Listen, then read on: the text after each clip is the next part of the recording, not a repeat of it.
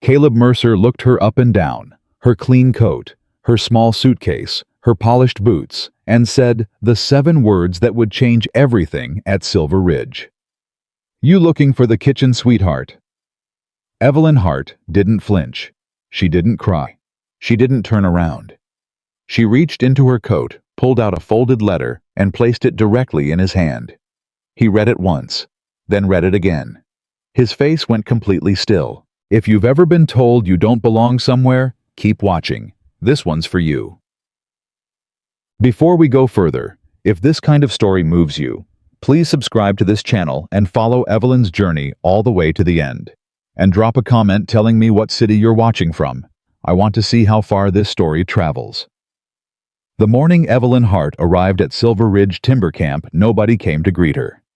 That told her everything she needed to know. She had ridden the supply wagon up from Durango, 6 hours on a wooden bench, her back straight, her suitcase balanced across her knees, her late father's tool belt wrapped carefully around the outside of the bag where she could reach it quickly. The driver, an older man named Pete, who smelled of pipe tobacco and wood resin, hadn't said more than 4 words to her the entire journey. When he finally pulled the wagon to a stop at the edge of camp and looked over his shoulder, he had the expression of a man who had just delivered something he didn't quite understand. "This is Silver Ridge, ma'am," he said. "I know," Evelyn said. "I can read a map." She climbed down without waiting for help. The camp was loud, and it was cold, and it smelled like fresh-cut pine and horse sweat and smoke from 3 different fires. 40 men. She counted them later, but she felt all 40 of them. In those first few seconds, stopped what they were doing when she walked through the main yard. A saw went silent. A hammer stopped mid-swing. A man carrying a water bucket actually set it down and stared. Evelyn kept walking. She had rehearsed this moment in her head for 6 weeks, ever since her father's former business partner, a man named Gerald Horace, had called her into his office in Denver and told her that someone needed to take over the assistant superintendent position at Silver Ridge before the whole operation collapsed. Gerald had known her father for 30 years. He'd watched Evelyn grow up around timber operations, around sawmills and production schedules and supply ledgers. He believed in her the way men sometimes believe in a person, only after they've run out of other options. "The camp manager is a man named Caleb Mercer," Gerald had told her. 20 years of logging experience, tough as oak. "He will not be happy to see you." "Will he try to send me away?" Evelyn had asked. Gerald had looked down at his desk. "He'll try." She had nodded slowly. All right then. Now she was here. And the man walking toward her across the muddy yard, broad-shouldered, somewhere in his mid-40s, moving with the careful, deliberate weight of someone who had spent 2 decades working dangerous ground, had to be Caleb Mercer. He walked like a man who owned every square foot of earth beneath his boots. He looked at her the way a foreman looks at a problem he wasn't expecting on a Monday morning. He stopped about 3 feet from her. He looked at the suitcase. He looked at the tool belt wrapped around it. He looked at her coat, which was practical but clean, and her boots, which were worn but polished. He looked at her hands. Then he said it. "You looking for the kitchen sweetheart?" The yard had gone almost completely quiet. Even the horses seemed to be listening. Evelyn reached into her coat pocket, withdrew the folded appointment letter, the one bearing Gerald Horace's signature and the company seal, and held it out to him without a word. Caleb took it. He unfolded it slowly, the way a man unfolds something he suspects might be bad news. He read it. He turned it over as if expecting something on the back. He read the front again. The silence stretched out for a long, terrible moment. Then he looked up at her. "Your Hart." "Evelyn Hart," she said. "Yes." "E. Hart." He said it like he was testing the sound of it. "The appointment letter just says E. Hart." "My first name is Evelyn." The E was intentional. Something moved behind his eyes. Understanding, maybe. Or the specific kind of irritation that comes when a man realizes he has been surprised. He folded the letter carefully, almost too carefully, and held it back out to her. "I expected someone with logging experience," he said. Evelyn took the letter and put it back in her pocket. "You expected a man." He didn't deny it. That surprised her. She had expected a denial or an argument or the kind of bluster she'd heard from men who covered their shock with noise. Instead, Caleb Mercer looked at her for another long moment, then looked past her toward the mountain, the enormous, dangerous, pine-covered slopes that represented Silver Ridge's entire reason for existing. "This isn't an office job," he said. "I didn't apply for an office job. Men have been killed here, crushed by falling timber. Horses have broken their legs hauling loads down those slopes. One miscalculation, one wrong call." He stopped. "One mistake can shut down the entire operation. I understand. Do you?" He said it quietly, not aggressively, like he genuinely wanted to know. "Because I've been running this camp for 6 years, and in 6 years I have never once seen someone walk through that gate and be ready for what this mountain actually is." Evelyn looked at him steadily. "What would it take for you to believe I might be capable?" He thought about that. She hadn't expected him to actually think about it, but he did for a genuine moment, and something in that made her revise her first impression of him, slightly not from hostile to friendly, but from hostile to complicated. "Show me the production records," she said. He blinked. "What?" "The production logs. Weekly output hauling schedules, equipment reports, workforce assignments. Show me those and let me spend this afternoon reviewing them. Then we'll talk about capability." Caleb Mercer stared at her. Around them, 40 men were pretending not to watch, which meant they were watching everything. He turned and walked toward the camp office without saying another word. She followed him. The camp office was a single-room structure at the back of the main yard, built from rough-cut lumber that had started to gray at the edges. Inside it smelled of kerosene tobacco and the specific dusty smell of paper that has been handled by dirty hands for a long time. A battered desk stood against one wall covered in ledgers, invoices, and handwritten notes. A wood stove in the corner was ticking quietly with residual heat. Caleb pulled 3 ledgers from a shelf and dropped them on the desk. "Production logs," he said. "Last 18 months. Then he pulled a thick folder from a drawer. "Railroad contract. All the terms. The deadline is 90 days from the time you signed on with the company, which means 67 days from today," Evelyn said. He paused. "You already calculated that." "The contract was filed 6 weeks ago, yes."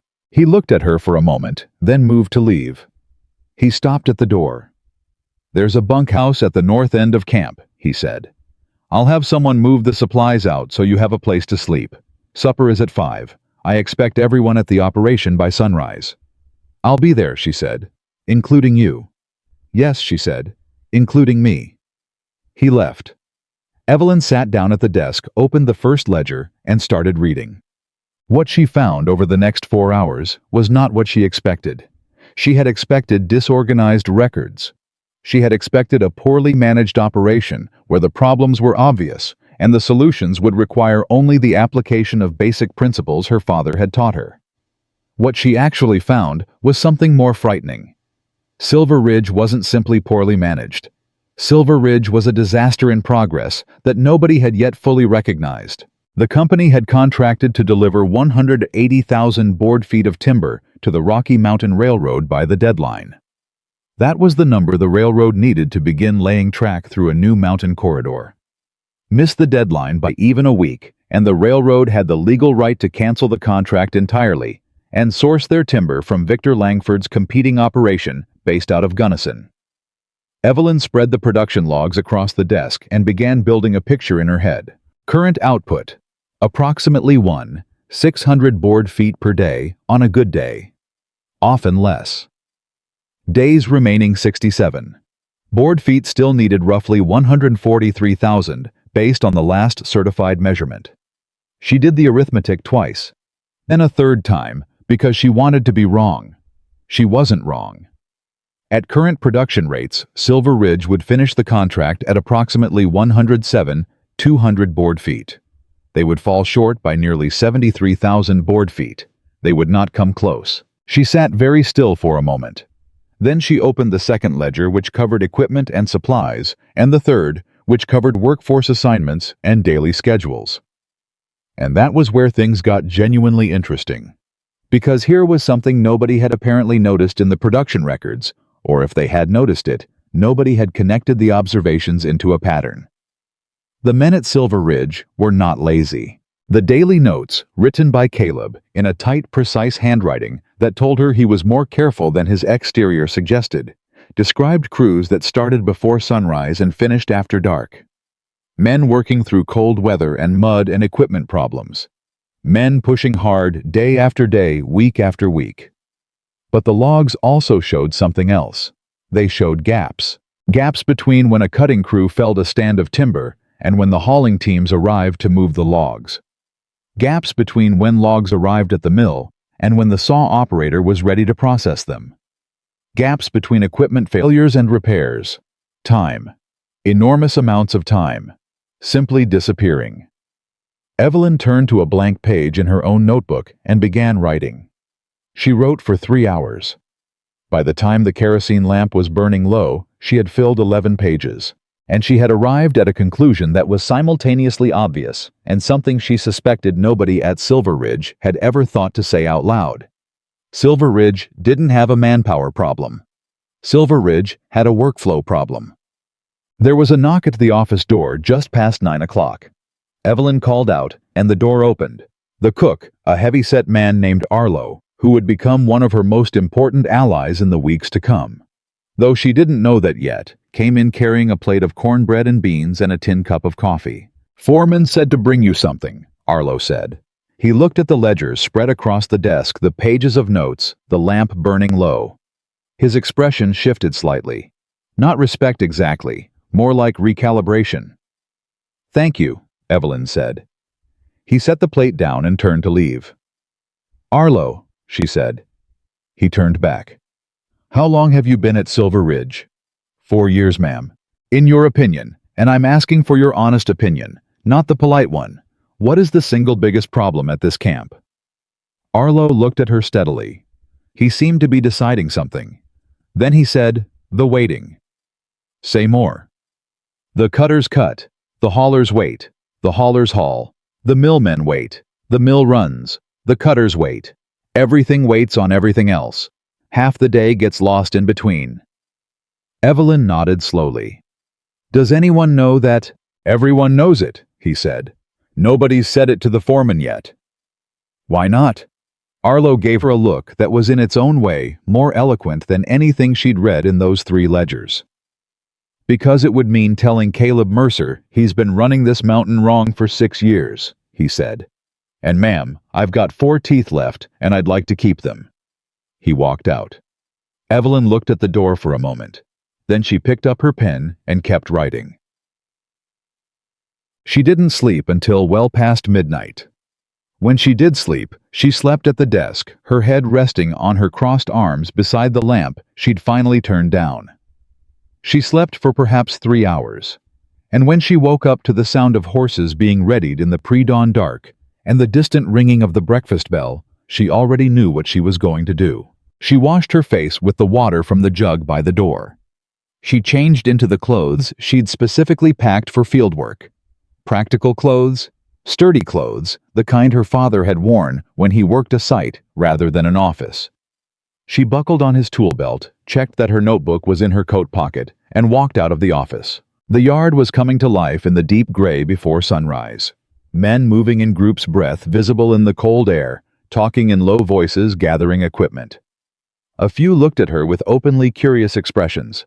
She found Caleb near the main saw shed, speaking quietly with a man who turned out to be the lead hauling team driver, a broad-shouldered worker named Garrett, who she would learn was deeply loyal to Caleb and deeply suspicious of anything that disrupted the way things had always been done. "Good morning," she said. Caleb turned. He looked at her clothes, her tool belt, and the notebook visible in her pocket. Something in his face shifted. "You're up early," he said carefully. "I've been up all night," she said. "I've read every page in those ledgers, and I need to talk to you about what I found. But before that—" She stopped, looked past him toward the mountain. "Tomorrow morning, I go where the crew goes." Garrett looked at Caleb. Caleb looked at Evelyn. "You want to go up the mountain," he said slowly. "I want to see the actual operation. where the logs are cut, how they're moved, how decisions get made in real time. It's rough terrain, he said. I know. It's dangerous. I know that too. He looked at her for a long moment. Then he said something that she hadn't expected from him. Something that told her for the first time that whatever Caleb Mercer was, he was not a simple man. Why? Why what? Why do you need to go up there? You've got the records. You've got the numbers. Most people in your position would sit in that office and make decisions from the reports. Most people in my position would fail, she said. Silence. Garrett was very carefully looking at the ground. Caleb tilted his head very slightly. You think I've been failing? I think you've been working with one hand tied behind your back without knowing why your arm was hurting, she said.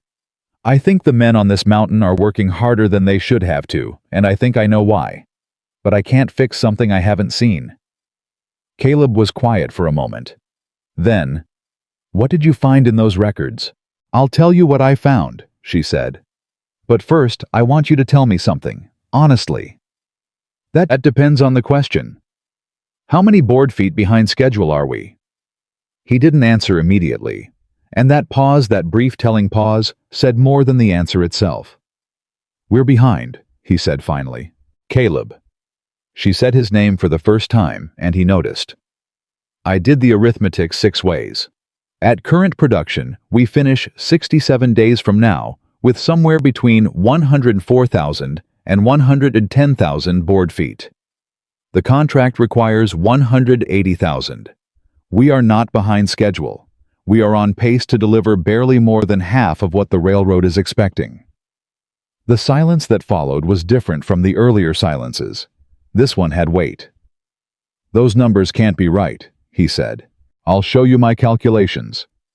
I've been watching this operation every day. I would have... You've been watching individual days, she said. I read 18 months at once. The gaps between stages of the operation, they don't show up when you're standing in the middle of them. They only show up when you can see the whole pattern. Garrett had stopped pretending to look at the ground. Caleb stared at her. Show me, he said. They went back into the office. Evelyn spread her 11 pages of notes across the desk, alongside the open ledgers, and walked him through everything she had found.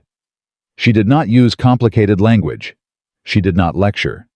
She asked him to confirm or correct her understanding of specific events she'd read in the logs, and she listened carefully when he corrected her, and she adjusted her notes accordingly. It took 40 minutes. At the end of it, Caleb sat back in his chair and looked at the ceiling for a very long time. Waiting, he said finally. Yes. Arlo's been saying this for 2 years, he said. He never said it quite like that. He may not have had the numbers to back it up, Evelyn said. Now you do. Caleb looked at her. You figured this out in one night. I figured out that there's a problem in one night, she said carefully. I don't yet know how to fix it. That's why I need to go up the mountain. He rubbed the back of his neck.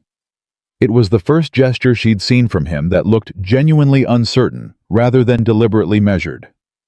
If you go up there, he said, and something happens, then something happens, she said. Caleb, if we don't fix this operation, Silver Ridge loses this contract. If Silver Ridge loses this contract, Victor Langford wins, and every man in this camp is out of work before Christmas. That is what I'm trying to prevent, not sitting in this office watching it happen. He was quiet. Outside the camp was fully awake now. She could hear the sounds of the operation beginning its daily ritual, horses' equipment voices, the distant startup clanking of the steam-powered mill. All right, Caleb said at last. All right. Tomorrow morning, you go where the crew goes. He stood up, and he was imposing from that height, and he knew it. But you stay where I tell you. You ask questions, you don't give orders until I've seen what you can do. And you understand that on that mountain, my word is final. If I tell you to move, you move. If I tell you to stop, you stop. If I tell you to get back, you get back without arguing. Agreed, she said immediately. He seemed mildly surprised by how quickly she'd agreed, like he'd expected negotiation. One more thing, he said.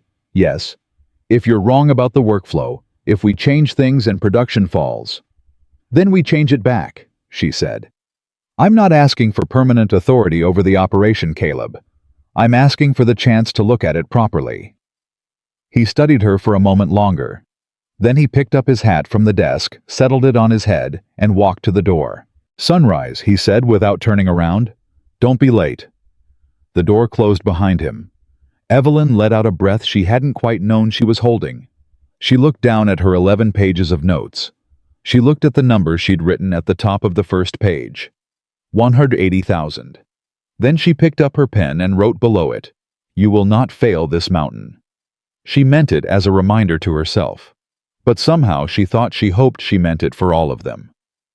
The morning she first went up the mountain was also the morning she understood in her bones and her muscles and the sharp cold air in her lungs what Caleb had been trying to tell her. She had thought she understood it from her father's stories. She had thought the ledgers and the logs had given her a picture of what logging work actually meant in the body of a person doing it. She had been wrong.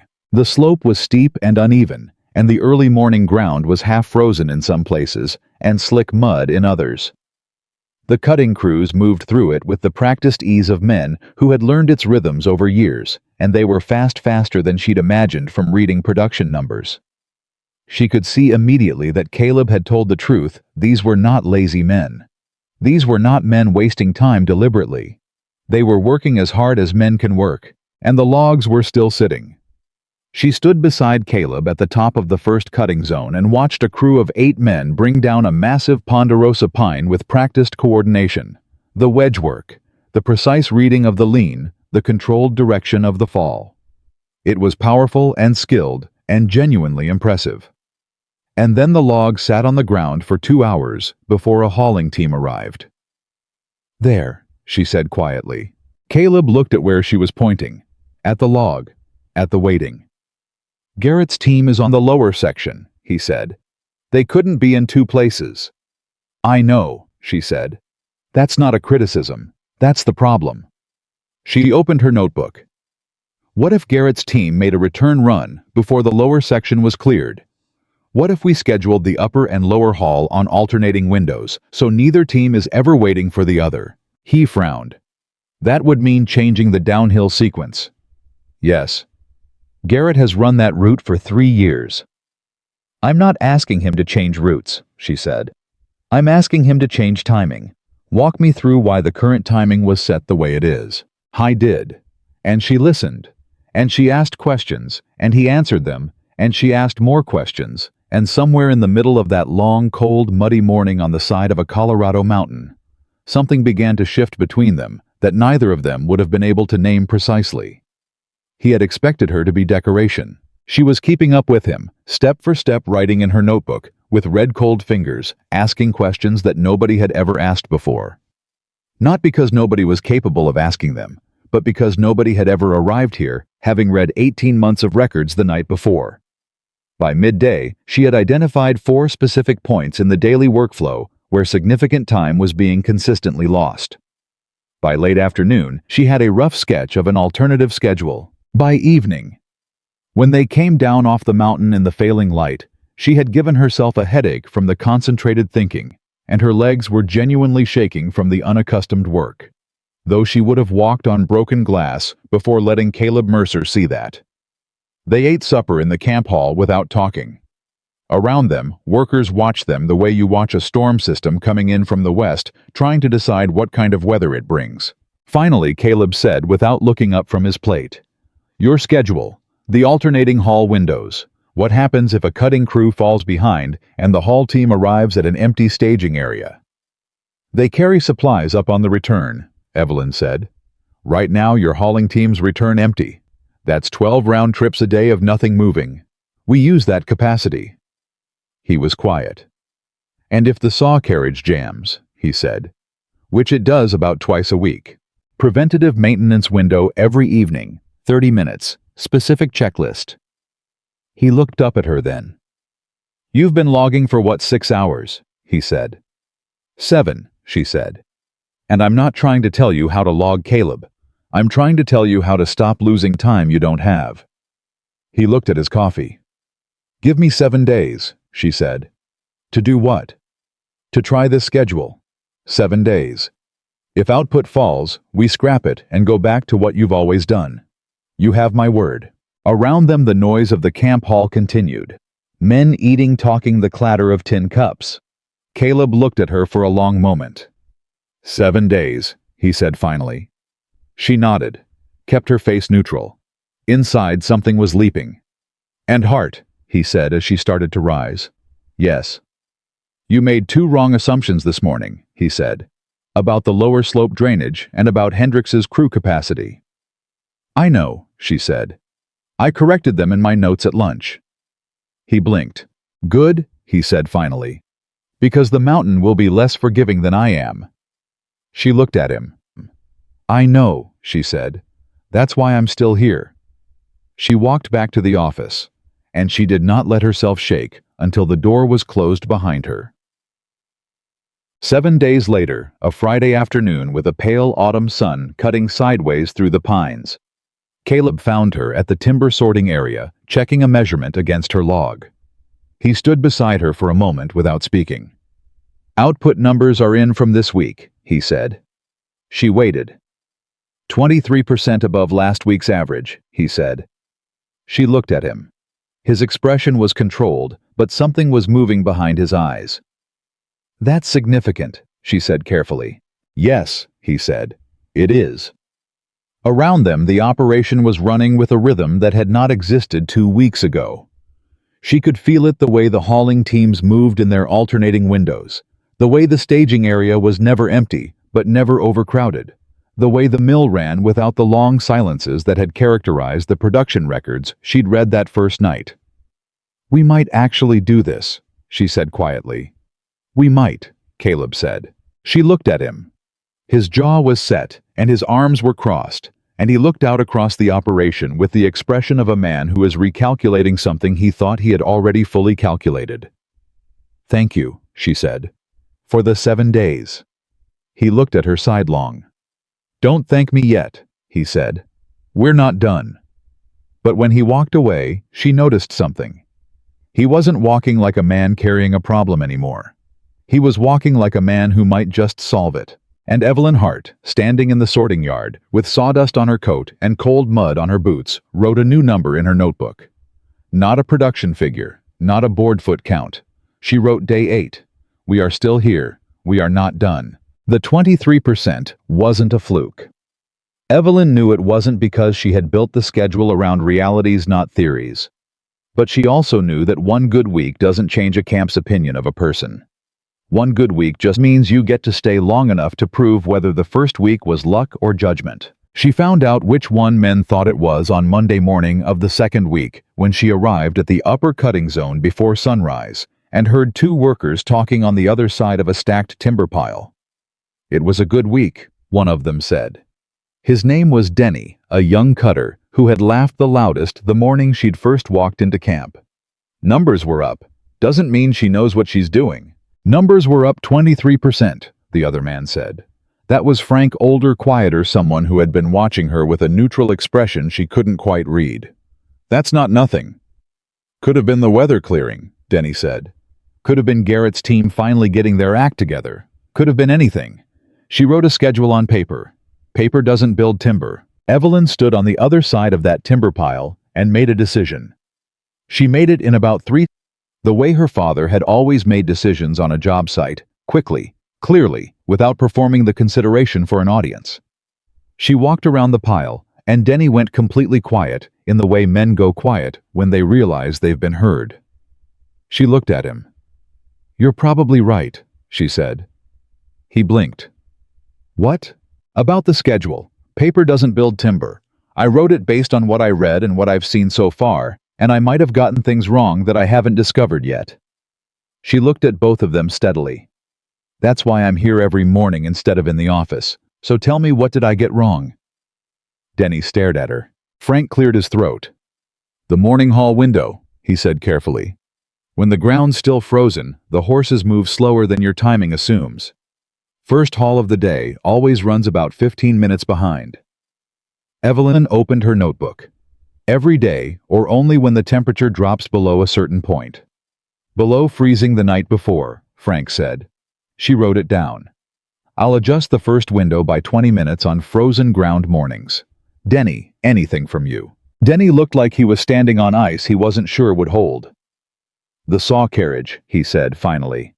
30 minutes of maintenance every evening isn't enough when the chain guide's been running rough. That thing needs an hour minimum on Wednesdays. She wrote that down too. Wednesday maintenance extended to 60 minutes. Good, thank you. She walked toward the cutting zone. Behind her, she heard Frank say quietly to Denny, "You were expecting her to argue." Denny didn't answer. She didn't need him to. Those adjustments went into the schedule that evening, and the following Wednesday, the saw carriage ran without a single jam for the first time in what the maintenance log showed had been 4 months. Arlo brought her an extra cup of coffee when she walked through the cook tent that evening without being asked, and she understood that was how news traveled in a timber camp, not in words, but in small gestures from men who had decided to recalibrate. By the end of the 3rd week, something had shifted in the yard. She felt it before she could define it. The way men who had once gone silent when she approached now kept talking. The way questions started coming to her directly instead of being routed through Caleb. Small questions at first, whether a crew should move to the next section before the current one was fully cleared, whether a supply order needed adjusting, whether the mill could run a half rotation on Saturday. Questions that had answers, and she gave the answers, and the answers turned out to be right often enough that the questions kept coming. But Caleb watched all of it without saying much, and she knew he was still deciding something. About her. About what this meant for the camp he'd built. And she understood that even if it frustrated her because 20 years of accumulated authority is not a small thing to have someone arrive and begin altering. She had come into his operation and told him essentially that half the time his men spent was being wasted. A lesser man might have dug in out of pride alone. Instead, one evening after the camp had gone quiet, he knocked on the office door. "You got a minute?" he said. "Yes." He sat down across from her and put a folded paper on the desk.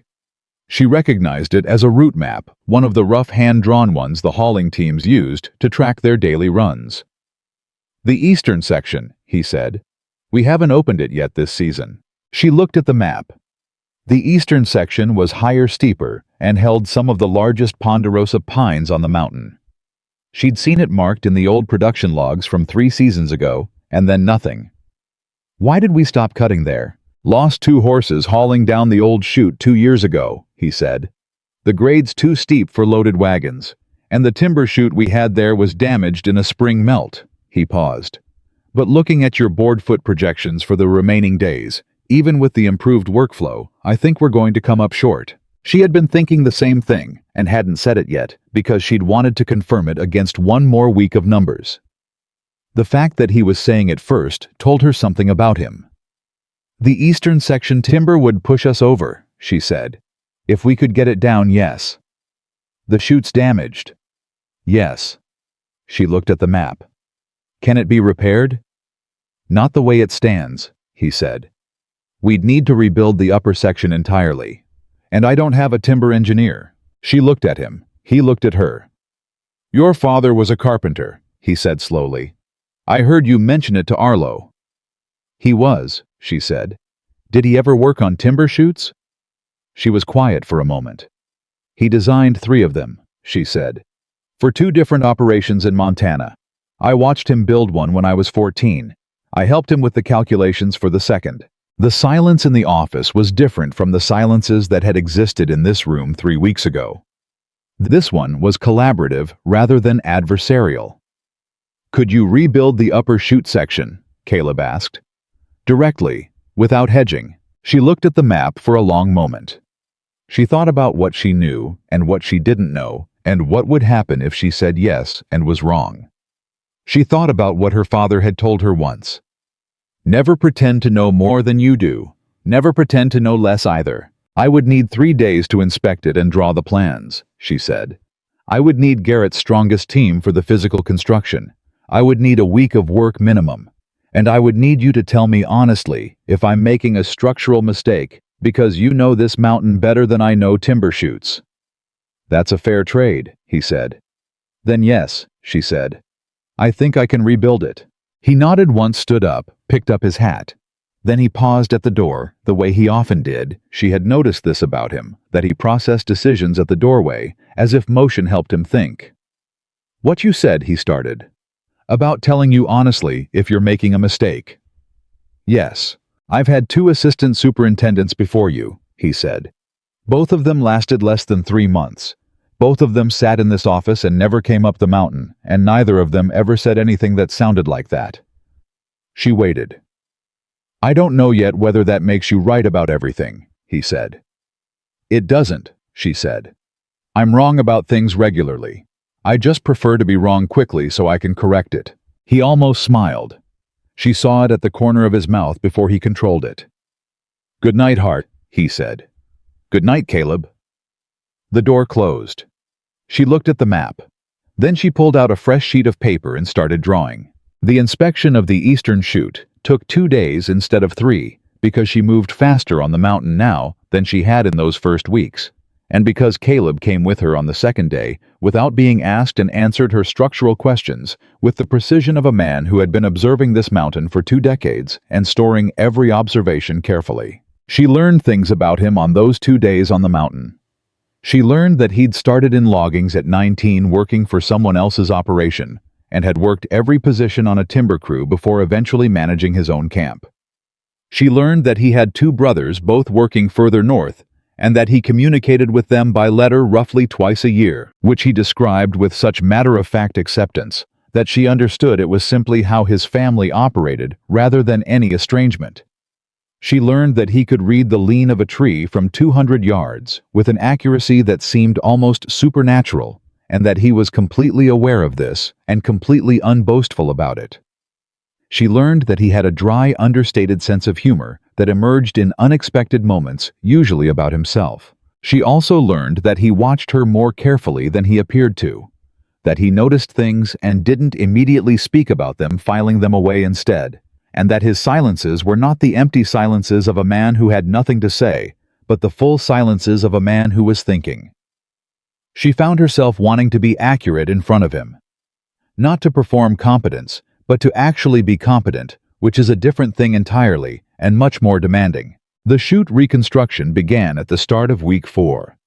She worked alongside the construction. Garrett's team, plus 3 additional men, Caleb had pulled from lighter duties. Her hands had already lost their office softness over the previous weeks on the mountain. Now they hardened further, and she didn't mind it, because she could feel the work becoming real in her body rather than theoretical on paper. On the 3rd day of construction, she made an error. She had calculated the primary brace angle based on the load projections her father had taught her, but she had underestimated the specific moisture content of the local timber, which affected the weight distribution differently than Montana timber. Caleb saw it before she finished installing the brace. He came and stood beside her and looked at the angle for a moment without speaking. "It'll hold at current loads," he said. "But not at full eastern section capacity," she said. She had already calculated it. She had seen it herself about 30 seconds before he appeared. "No," he said. "I need to take it out and reset it," she said. "I have the corrected angle here." She showed him the notebook where she'd already worked through the new calculation. He looked at the numbers. He looked at the installed brace. He looked back at the numbers. "You'd already caught it," he said. "Yes." "Before I arrived?" "Yes." Something shifted in his face. Not quite admiration, too early for that, but something in the vicinity of it. A reassessment. "Reset it," he said. "I'll get you a hand." She nodded. He walked toward Garrett. She picked up the tools. That moment, that small, unglamorous moment of catching her own mistake and correcting it without drama, turned out to matter more than any of the schedule improvements. She learned later from Arlo that Caleb had mentioned it to Garrett that evening. Hadn't praised her exactly. Had just described what happened matter-of-factly the way Caleb described most things. But Garrett had apparently told 2 other workers, and by the following morning, the story had moved through the camp with the quiet efficiency of news that means something. She catches her own mistakes, and she fixes them. In a timber camp, where a missed error can mean a falling tree, or a broken wagon, or something worse, that is not a small thing to know about a person. The eastern chute came online at the end of week 5. The first run of logs down the rebuilt section was on a clear, cold Thursday morning, and the whole camp seemed to stop to watch. Or maybe Evelyn just felt that way because she was watching too. Her hands tight around the fence rail at the base of the slope, her heart doing something complicated and fast inside her chest. The logs came down clean. Garrett, at the base of the chute, looked up at her from across the yard and gave a single nod. No applause, no celebration, just the nod of a working man acknowledging a thing done right. It was, she thought, one of the finest moments of her professional life. But it was also the moment things started going wrong in a different direction entirely. The name Victor Langford had existed in the background of Silver Ridge since before Evelyn arrived. She'd seen it in old correspondence in the office files, competitive bids for the railroad contract. A letter from the company that had an edge to it she hadn't fully understood at the time. She knew Langford ran a competing operation out of Gunnison, larger and better funded than Silver Ridge. She knew he had wanted the railroad contract. She had not yet understood what Victor Langford was willing to do to get it back. The first sign came on a Monday, week 6, when a supply wagon arrived from Durango with a third of the expected saw blade shipment missing. The driver, a new man, not Pete, someone who had apparently started the route 2 weeks earlier, had a perfectly reasonable explanation involving a supplier delay that Evelyn spent 2 hours verifying and could not disprove, but also could not fully confirm. She made a note of it and ordered emergency replacements at higher cost from an alternate supplier. They couldn't afford to have the mill running slow on blade quality. The second sign came 4 days later. One of the main hauling wagons, Garrett's primary vehicle, broke a rear axle on the downhill road. The axle failure itself wasn't unusual. The roads were rough, the loads were heavy, equipment failed. But Garrett came to Evelyn that evening with the broken axle section in his hands and an expression on his face she hadn't seen before. "Look at the break point," he said. She looked.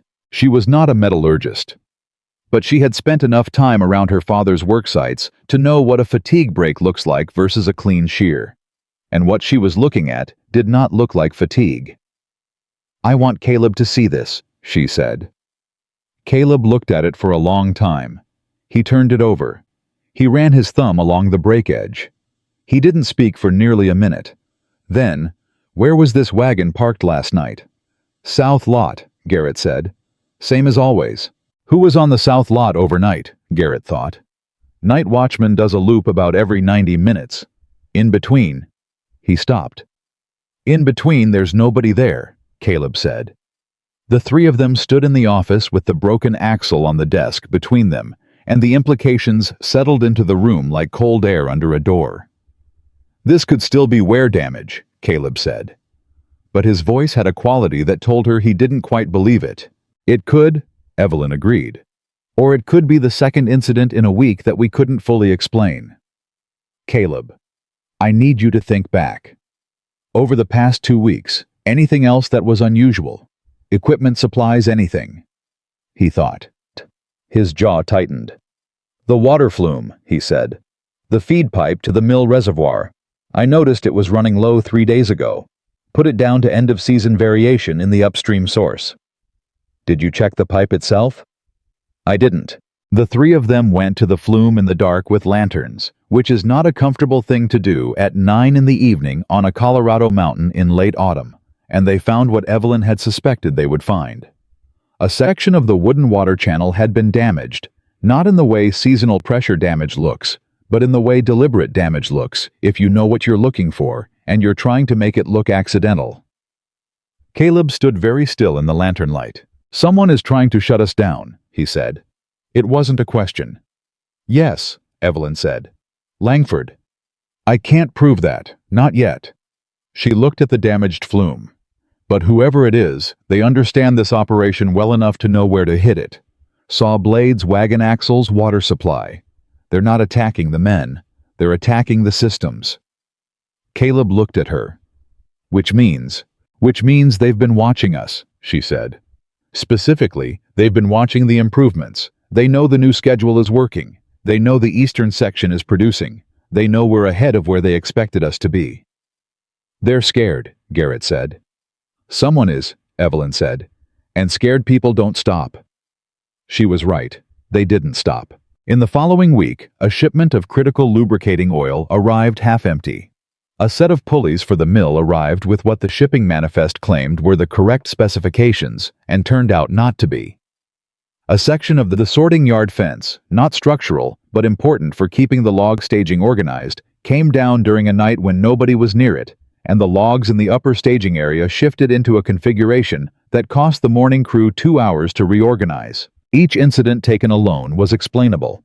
Together they were unmistakable. But here was the thing that Evelyn kept coming back to. Alone in the office in the evenings working through the pattern, whoever was doing this was methodical.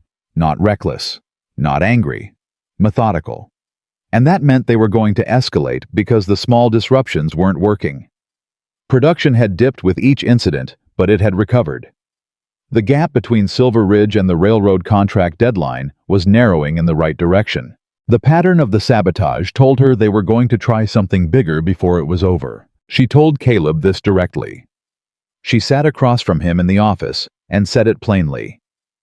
"They're going to do something bigger," she said. "How do you know?" "Because nothing they've done so far has worked," she said. "And whoever is directing this is practical, not just spiteful. They want results. They're going to escalate." Caleb was quiet for a moment. "What do we do?" "We watch everything," she said. "The mill structure, the main chute, the water system, the road." She paused. "And we don't slow down. We speed up." He looked at her. "If they're trying to discourage us, the worst thing we can do is look discouraged," she said. "We keep pushing the production numbers. We make it clear that whatever they're doing, it isn't working." "That's a significant risk," he said. "Yes," she said. "So is losing the contract." Howe was quiet again. Then he said something that stopped her. "When you came here 6 weeks ago, I told you Silver Ridge wasn't an office job." "I remember." "I was right," he said. "It's not. But I was wrong about why." He looked down at the desk. "I thought I meant the physical work. The mountain, the weather, the equipment. I was wrong. What makes Silver Ridge hard isn't the physical work. It's—" He stopped. "What?" she said quietly. "It's caring whether it survives," he said. "The men who leave early, the ones who don't last, they don't leave because the work is hard. They leave because they stop caring." He looked up at her. "You haven't stopped. You've never even slowed down." "I know what we're building," she said. "So do I now," he said. "That's the difference."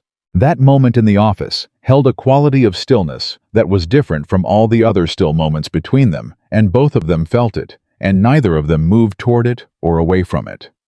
They simply let it exist because they were in the middle of a crisis and there were things that had to wait. "Tomorrow morning," Caleb said, and his voice had returned to its working register.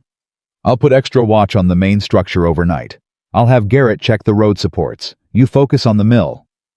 "All right," she said. He stood. She expected him to go to the door to pause there the way he always did. Instead, he turned back almost immediately. "Hart," he said. "Yes. What you built with the eastern section, the chute, the schedule, all of it." He stopped. He seemed to be choosing words with unusual care. "That was something." She looked at him. "We built it," she said. "Both of us." Something moved through his face, and she thought she wasn't certain, but she thought that was exactly what he had needed to hear. He went to the door. He paused there. "The men," he said. "The ones who laughed when you walked in." "I know. They're not laughing anymore." He left. Evelyn looked at the lamp burning on the desk. She looked at the schedule pinned to the wall. Her schedule adjusted and corrected and adjusted again over 6 weeks, until it had become something that felt organic, rather than imposed, something that had grown out of the mountain and the people on it, rather than being brought in from outside. She looked at the number on the wall above the schedule. 180,000. Then she looked at what she'd written below it on the first night. "You will not fail this mountain." Outside the camp was settling into its evening quiet. Men finishing supper, moving toward the bunkhouses, the sounds of 40 people preparing for another early start. The mountain was enormous and dark above them in the autumn sky, and it held everything they needed inside it. The timber, the future of the camp. the contract that meant employment and stability for every family connected to every man in that yard. She picked up her pen. She added a new line below the first. "They are trying to stop us. They will not." She meant it for all of them, too. Outside, she heard footsteps, quick, purposeful footsteps crossing the yard, and then Garrett's voice tense and low calling for Caleb. Something had happened. She put down her pen, picked up her lantern, and went out into the dark. She didn't hesitate. She didn't think about whether it was her place or her responsibility, or whether she should wait for Caleb to come to her. She went out into the dark because Silver Ridge was her operation as much as anyone's now, and whatever was happening, she needed to know. Caleb was already crossing the yard toward Garrett. He glanced at her when she appeared. He didn't tell her to go back inside. He simply gestured with his head. "Come on," and she followed, and the three of them went together toward whatever the mountain had decided to throw at them next. What Garrett had found was a cut rope, not frayed, not worn through, cut. The main guide cable on the upper timber chute, the one that controlled the brake mechanism for loaded log runs, had been severed most of the way through, leaving just enough strands intact that a casual inspection in daylight might have missed it entirely. In darkness, with a lantern held close, it was unmistakable. Caleb took the lantern from Garrett and looked at the cable for a long time without speaking. Evelyn stood beside him and looked too. She thought about what she'd said in the office 20 minutes ago. They're going to escalate. She had been right. She took no satisfaction in it. If a loaded run had gone down tomorrow morning, Garrett said, and he stopped there because he didn't need to finish the sentence. Everyone knew what an uncontrolled log run looked like. Everyone had heard the stories. "Wrap it tonight," Caleb said. His voice was absolutely controlled. "Full replacement in the morning before any run goes down that chute. Not a temporary splice, full replacement." He looked at Garrett. "And you tell no one outside this group what you found or how it was damaged. As far as the camp knows, we discovered routine wear." "Understood," Garrett said. Caleb turned to Evelyn. In the lantern light, his face was unreadable, but his eyes were not. His eyes were the eyes of a man who has just understood with complete finality that what is happening around him is not bad luck or carelessness or the general difficulty of running a mountain operation in autumn. It is something deliberate and dangerous and personal. "You said they'd escalate," he said.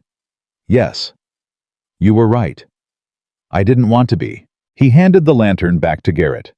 "Get it wrapped. I'll come check it at midnight." He looked at Evelyn. "Come with me." They walked back to the office in silence, which was a different kind of silence than all the other silences they had shared. This one was charged. This one had a sound underneath it, like the sound of a decision being approached from a long distance. Inside.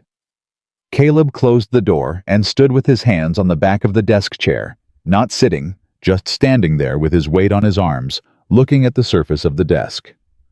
"Langford," he said. "Probably," Evelyn said. "But probably isn't proof." "I know it's Langford." "Knowing it and proving it are different problems," she said. "And we only have time to solve one of them right now." He looked up. "Which one?" "Finishing the contract," she said. "We have 31 days left. At current production, with the eastern section running, we are on track to deliver 178,000 board feet. We need 180,000. We're 2,000 short, even if everything runs perfectly." "We need 5 more days of strong production from the eastern section," she said. "That closes the gap and gives us a buffer." She paused. "But only if nothing else goes wrong." He pushed back from the chair. "Something else is going to go wrong," he said. "You know that." "Yes," she said. "So we have to be faster than whatever they have planned next." How was quiet. She watched him working through it. Not the logistics she understood, because Caleb had the logistics absorbed into his bones after 20 years. He was working through something harder than logistics. He was working through the particular anger of a man who has built something real and is watching someone try to destroy it from the shadows. "What do you need from me?" he said finally. The question hit her differently than she expected. Not "what do you suggest," or "what are your recommendations," or the careful authority-preserving language of someone who has not yet fully decided whether to trust. Just what do you need? Direct. Complete. I need you to put a second watch on every critical system, she said. Mill structure, both chutes the water feed the road supports on the main hall. I need it done quietly, so that if someone is watching us, they don't know we've changed the watch schedule. She pulled her notebook from her pocket. And I need you to think about who has been on the supply route from Durango in the last 6 weeks. The missing blades, the wrong pulleys, the half-empty oil. Someone is either interfering with our supply chain, or someone on that route is helping them do it. Caleb was already nodding before she finished. There's a new driver, he said. Started 6 weeks ago, right around the time the first supply problem showed up. I know, she said. Pete told me about him last week. Said the man had come from Gunnison. Caleb went very still. Gunnison, he said slowly. Where Langford operates, Evelyn said. The silence. This time was the silence of two people arriving at the same doorway from different directions and finding themselves standing in it together. I want to know who hired him, Caleb said. So do I, she said. But not tonight. Tonight we protect the chute. Tomorrow we run the eastern section full rotation.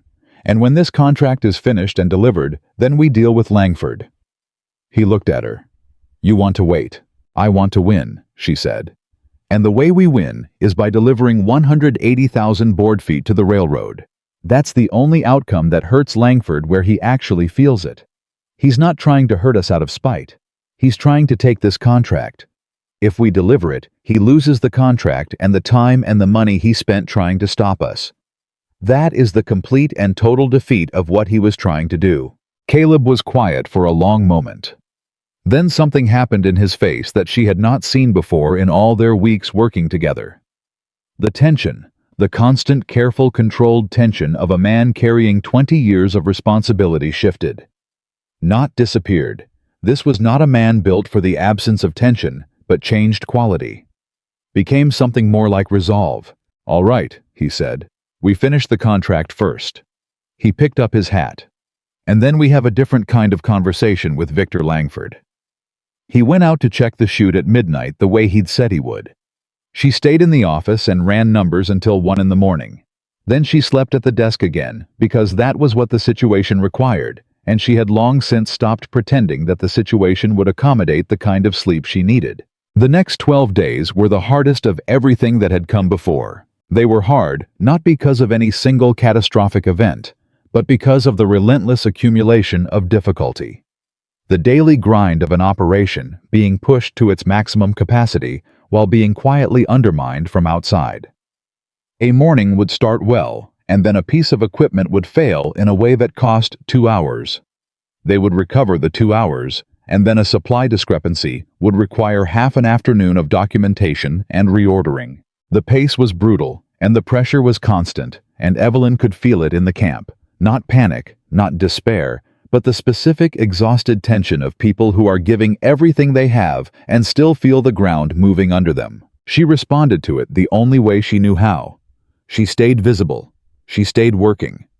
When the morning haul ran long, she was at the staging area, helping redirect loads.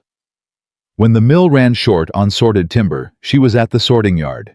When Arlo ran out of dried beans mid-week and the men's meal quality dropped, she spent 90 minutes on a Thursday evening reconfiguring the supply order herself, because 40 men doing brutal physical work in cold weather need to eat, and that is not a small thing. It was during that Thursday evening in the supply room that Arlo said to her without looking up from the inventory he was checking, "You know the men talk about you." "I know," she said. "Not the way they used to." "I know that too." He was quiet for a moment. "Denny," he said. "The one who was the loudest that first week." "Yes. He told me last night that he'd work another winter here if it means staying on the same crew as you and Caleb." He paused. He said it like it was a casual thing, like it was just a practical observation. "But Denny doesn't talk about staying anywhere. He's been logging for 8 years, and he's never stayed at the same camp 2 full seasons." Evelyn kept writing in the inventory log. Her hand was steady. "That means a lot," she said quietly, and meant it in a way that went deeper than she showed. "I thought you should know," Arlo said. She nodded. She kept writing. She didn't trust her voice entirely at that moment, so she said nothing else, and Arlo, who was a man of exceptional practical intelligence, despite never having managed anything beyond a kitchen, understood, and said nothing else either. 3 days before the violent weather hit, Evelyn noticed something in the production logs that stopped her cold. She was doing her nightly review of the day's numbers, a habit so ingrained by now that she did it the way other people say their prayers automatically, the last thing before she allowed herself to think about sleep when she saw it. The main timber chute. The central one, not the eastern section, but the original primary chute that had been running since before she arrived. The throughput numbers over the last 4 days showed a consistent pattern that she had initially attributed to the weather cooling and the logs running slightly slower on cold mornings. She went back to the maintenance log. Last inspection of the primary chute support structure 8 days ago. She sat with that number for a moment. In her schedule, critical structural inspections happened every 5 days. The chute inspection had been pushed twice, once because the inspection crew had been diverted to an equipment emergency, once because she herself had redirected them to the eastern section when a brace needed checking. 8 days between inspections on the primary chute. 8 days during which someone had been moving through this camp at night with tools and bad intentions. She was out the door and crossing the yard before she had fully consciously decided to move. The night watchman. A quiet man named Hobbs, who had the permanent expression of someone who expected bad news and was rarely surprised by it, was at the south end of the yard when she found him. "Hobbs," she said. "The primary chute. Has anyone been near it in the last week that you didn't recognize?" He thought. He was slow and careful, and she forced herself not to rush him. "Supply driver," he said. "The new one, 2 nights ago. I saw him walking that direction, but figured he was using the outhouse behind the equipment barn." "The outhouse behind the equipment barn is on the opposite side of the yard from the chute." Hobbs looked at her steadily.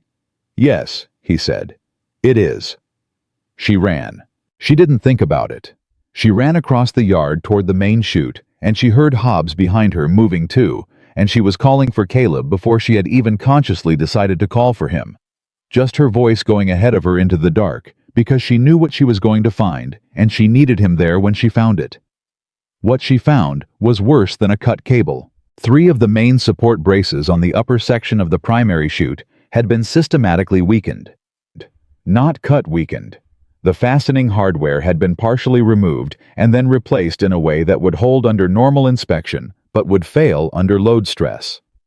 Under the weight of a full day's timber run, or under the additional stress of adverse weather they would give. And above the chute upslope, there were 3 days' worth of cut timber in the upper staging area. 40 tons of ponderosa pine waiting to come down. Caleb arrived 30 seconds after she did, having heard her voice across the yard. He took the lantern she was holding and looked at the first damaged brace, then the second. His jaw tightened to a degree she had not seen before, and she had seen him angry. She had seen him frustrated. She had seen him in the controlled fury of a man dealing with equipment failure and deadline pressure. This was different.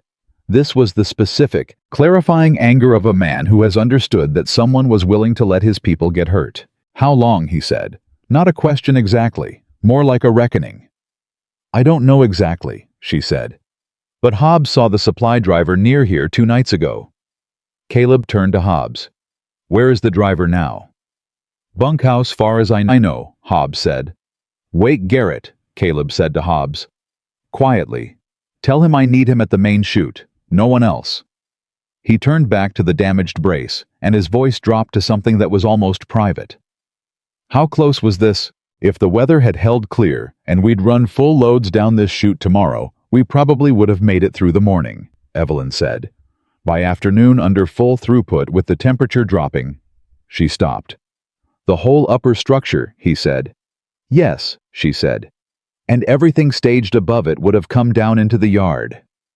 Into the yard. Where men worked. Where horses were kept. Where the sawmill stood. Caleb was quiet for a moment that felt very long. Then he said, "You caught it." "I caught it," she said. "I should have caught it sooner." "You caught it," he repeated, and his voice had something in it that closed that argument completely. Garrett arrived 3 minutes later, pulled from sleep, his coat misbuttoned, and he looked at the braces with the eyes of a man who understands structural load and immediately understood what he was looking at. "Lord Almighty," he said softly. "Can we reinforce it tonight?" Evelyn asked him. Garrett assessed it with his hands as much as his eyes, running his fingers along the joints, testing the remaining integrity. "With the right hardware, yes," he said. "Take us 3, maybe 4 hours." "We have the hardware." Evelyn looked at Caleb. "Equipment barn," Caleb said. "East wall." "I'll start pulling it," Garrett said. "I'll help," Evelyn said. Garrett looked at her for a moment. This was the look of a man who had weeks ago been deeply skeptical of her presence and had since moved entirely past that position and nodded once. They went to the equipment barn together. They worked through the night. All 4 of them, Evelyn, Caleb, Garrett, and Hobbs, who turned out to have carpentry experience from a previous life. Nobody had ever asked him about worked on the primary chute structure by lantern light until the sky was beginning to go gray. They reinforced all 3 weakened braces and then inspected every other brace in the upper section, which revealed one additional compromised joint that might have been age and might have been deliberate, and they repaired that too. When they finished, Evelyn stood back and looked at the structure in the early gray light and felt the exhaustion in her body with a totality that was almost peaceful. The kind of exhaustion that comes after you have done exactly what needed doing. "Good," Caleb said. Just that one word. But the way he said it, standing beside her, looking at the repaired structure with his arms crossed and his breath visible in the cold air, carried the weight of everything the night had been. Then the sky opened up. The rain came fast and hard, the way mountain weather arrives in Colorado in late autumn, without the gradual buildup of a coastal storm, without the long warning of darkening skies and building wind. It was cold and dry, and the next moment the rain was driving and the temperature was dropping, and what had been a cold autumn night became something that felt like the edge of winter. Evelyn looked up at the sky and felt the first real fear of the entire night settle into her chest. Because the rain changed everything. The logs in the upper staging area were already loaded and staged for the morning run. 40 tons of cut ponderosa pine sitting on a slope that was now getting soaked with rapidly falling water. The ground beneath the staging area would begin to soften. The log mass would shift. And the chute structure they had just spent 4 hours reinforcing had been built to handle normal operational stress, not the combined weight of a saturated log mass on liquefying ground. She turned to Caleb. He had been looking at the sky too, and when he looked at her, she could see that he had already worked through exactly the same chain of reasoning.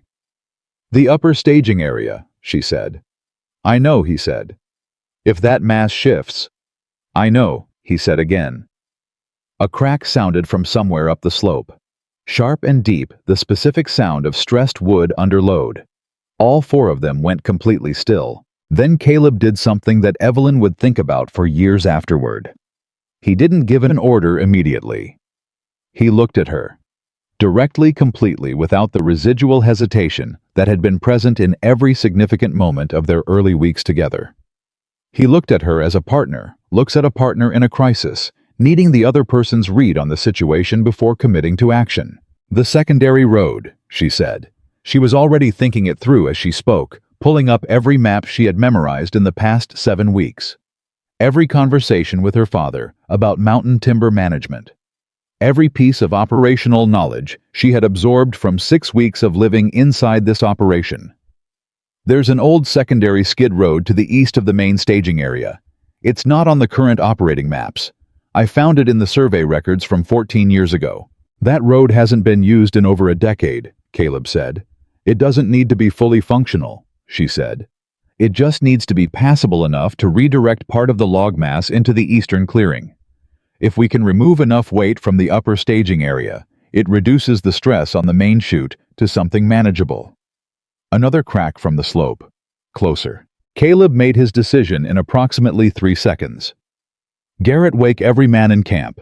Everybody. I don't care what time it is." He turned to Evelyn. "Show me where this road is." What happened next was the most organized chaos Evelyn had ever been part of. 40 men pulled from sleep in the driving rain assembled in the yard in various states of wakefulness and given instructions by Caleb and Evelyn, simultaneously.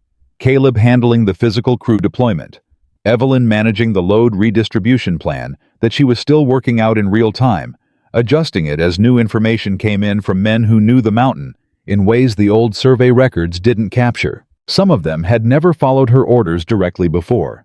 They did now.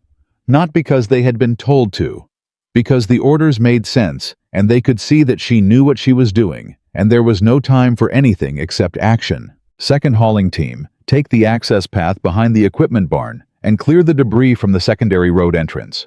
You need it wide enough for a log drag. She pointed to 4 of the strongest men. You 4 upper stagia, manual redistribution of the front logs toward the east side. Do not go past the marked line. Do not. She caught herself. Caleb, what's the safe boundary on the eastern edge of that staging area? The old fence post line, he said without hesitation. 3 posts roughly 40 feet apart. Do not go past the 3rd fence post, she told the 4 men. Garrett, I need your team on the chute brake mechanism. If the main mass shifts, you need to be ready to... Already on it, Garrett said. He was already moving. Denny, the young man who had once laughed at her, appeared at her elbow in the rain. What do you need from me? He said. Just that. No attitude, no hesitation, just the question. She looked at him for a split second. 6 weeks ago, she had stood on the other side of a timber pile and heard him say that paper doesn't build timber. He had been right. North side of the staging area, she said. There's a cross brace on the secondary chute entrance that will need manual release when we redirect the load. You'll know the moment because you'll hear it. Release it and get clear immediately. Don't wait for anyone to tell you. Got it, he said, and he was gone into the rain. The next 40 minutes were the longest of Evelyn's life, and she experienced them not as individual moments, but as a continuous flow of decisions. Some of them were right immediately. Some of them had to be corrected in real time, and she corrected them without apology and without self-consciousness, because there was no room for either. A hauling horse on the secondary path panicked in the rain and the dark and nearly dragged its driver sideways into the timber stack. Evelyn saw it from 30 feet away and shouted a redirect, not at the horse, at the second team driver, a specific instruction about angle and positioning that she had absorbed from watching Garrett's team work for 7 weeks, and the crisis resolved in seconds. A supply cable on the main chute snapped under the load, redistribution stress, and whipped across the work area. 3 men dropped to the ground instinctively. Evelyn was already calculating the secondary cable tension before anyone stood back up, and she told the brake crew what adjustment to make, and they made it. At some point, Caleb appeared beside her and said very quietly, in a voice meant only for her, "The eastern load is moving." She looked upslope. In the rain and the lantern light, she could see at the mass of logs in the upper staging area, beginning to shift the weight redistribution she'd planned, starting to take effect, the movement going east rather than straight down toward the main chute. "Is it enough?" he said. She calculated. Fast, imperfect working with what she could see, and what she knew, and what her father had taught her about load dynamics in wet conditions. "Almost," she said. "We need the secondary entrance clear enough for the front mass to redirect cleanly. Where's the second team?" "Coming up the path now," he said. "How long?" 3 minutes. Another deep crack from the chute structure. Metal under stress. "We don't have 3 minutes," she said. She started moving toward the secondary entrance herself. Caleb caught her arm. Not to stop. She understood immediately from the quality of his grip that it was not to stop her. It was the grip of a man saying, "I see what you're doing, and I'm not letting you do it alone." "Together," he said. They ran. The secondary entrance was half blocked with dead timber and accumulated debris from a decade of disuse. In the rain and the dark, with the sounds of the main structure groaning above them, they pulled debris clear with their hands, working side by side with a physical synchronicity that had no room for self-consciousness or awareness of anything except the work and each other. The second hauling team arrived and took over when the path was half clear. Evelyn and Caleb stepped, both of them soaked through, both of them breathing hard. The cross brace on the secondary entrance released with a sound like a gunshot. Denny had released it exactly when he was supposed to. The logs came. Not all of them. The mass was too large and too complex for a single clean redirect, but enough of them. The front section of the upper staging area, 40 feet wide and 30 feet deep, shifted and redirected and flowed into the secondary path and down toward the eastern clearing instead of loading onto the primary chute. The chute structure groaned. It shook. It held. Evelyn stood in the rain and watched the main structure hold and felt something release inside her chest that had been compressed into a very small space for a very long time. Then the upper section of the primary chute. The section they had not been able to reach, the section where the original sabotage damage was most severe, gave way. But because the load above it had been redistributed, what came down was not 40 tons of driving timber aimed at the sawmill. What came down was a section of chute structure and the remaining logs above it, and they fell into the eastern clearing that the redirected mass had already been heading toward. The sawmill stood. The yard was intact. Nobody was hurt. 40 men stood in the rain in a silence that had a specific texture, the silence of people who have been inside something that could have been catastrophic and are only now beginning to understand that it wasn't. Caleb stood beside her. He was looking at the eastern clearing, where the timber had come down, the controlled chaos of logs distributed across a space designed to receive them, rather than the uncontrolled catastrophe of logs driving through the sawmill and the yard beyond it. He didn't speak for a long moment. When he did, he said, "That secondary road." "Yes," she said. "How did you know it was there?" "Survey records," she said. "From 1872. I found them in the bottom drawer of the office desk my second week here. They were behind a broken ledger." He turned and looked at her. She was soaked and muddy, and her hair had come completely loose from its pins, and she was still holding her notebook in one hand, though the pages were too wet to write on. "You read the 1872 survey records," he said. "I read everything," she said. He looked at her for a long moment in the rain, and whatever Caleb Mercer was processing in that moment, it was something large. She could see the size of it in his face. "Evelyn," he said. It was the first time he had used her first name. She looked at him. "We need to talk about the driver," he said. "The one from Gunnison." "I know," she said. "Tonight." "I know," she said again. Around them. The men were beginning to move. Garrett's voice, organizing the cleanup. Arlo's voice from somewhere near the cook tent, suggesting that hot food and coffee might be appropriate at 4:30 in the morning after something like this, and the sounds of 40 people who had just done something together that none of them could have done separately. Denny appeared beside them, soaked and wide-eyed, and grinning with the slightly unhinged grin of a young man who has just been scared completely out of his wits and has come out the other side alive and intact. "The cross brace," he said to Evelyn. "The release. I almost waited too long." "You didn't," she said. "Almost." "Almost doesn't count," she said. "You did it right." He nodded, satisfied.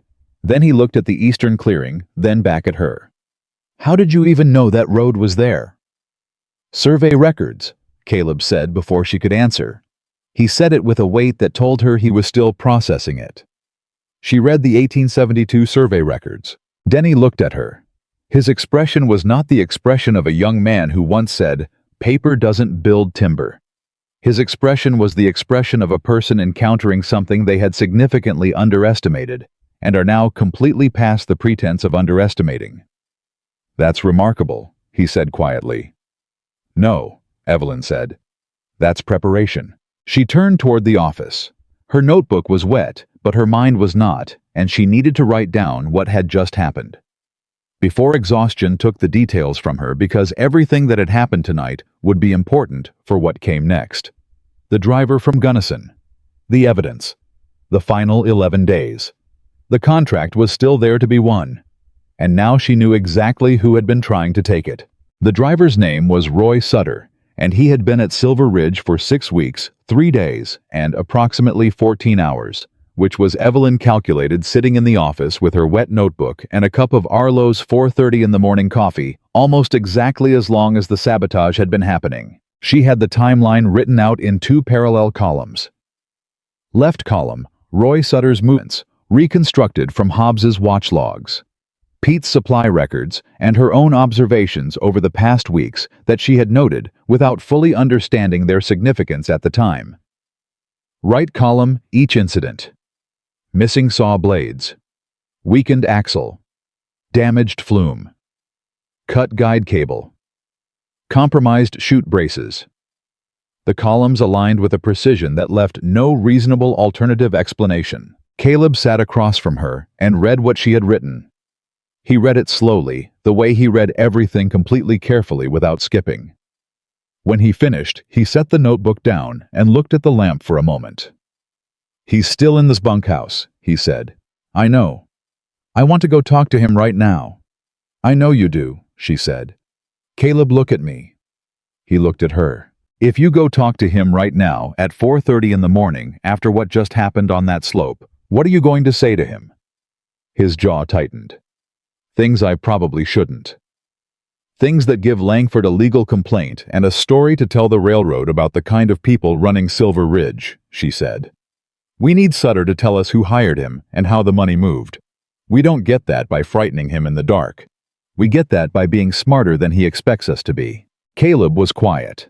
She could see him working against his own anger, which was the specific, legitimate anger of a man whose crew had almost been hurt tonight. She understood it. She shared it. But she also understood that anger is a tool, not a strategy. "What do you want to do?" he said.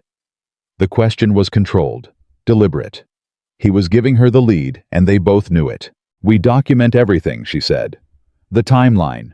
The physical evidence from the chute braces. Garrett needs to preserve those fasteners. Don't let anyone throw them out during cleanup. Hobbs writes down what he saw 2 nights ago, dated and signed." She paused.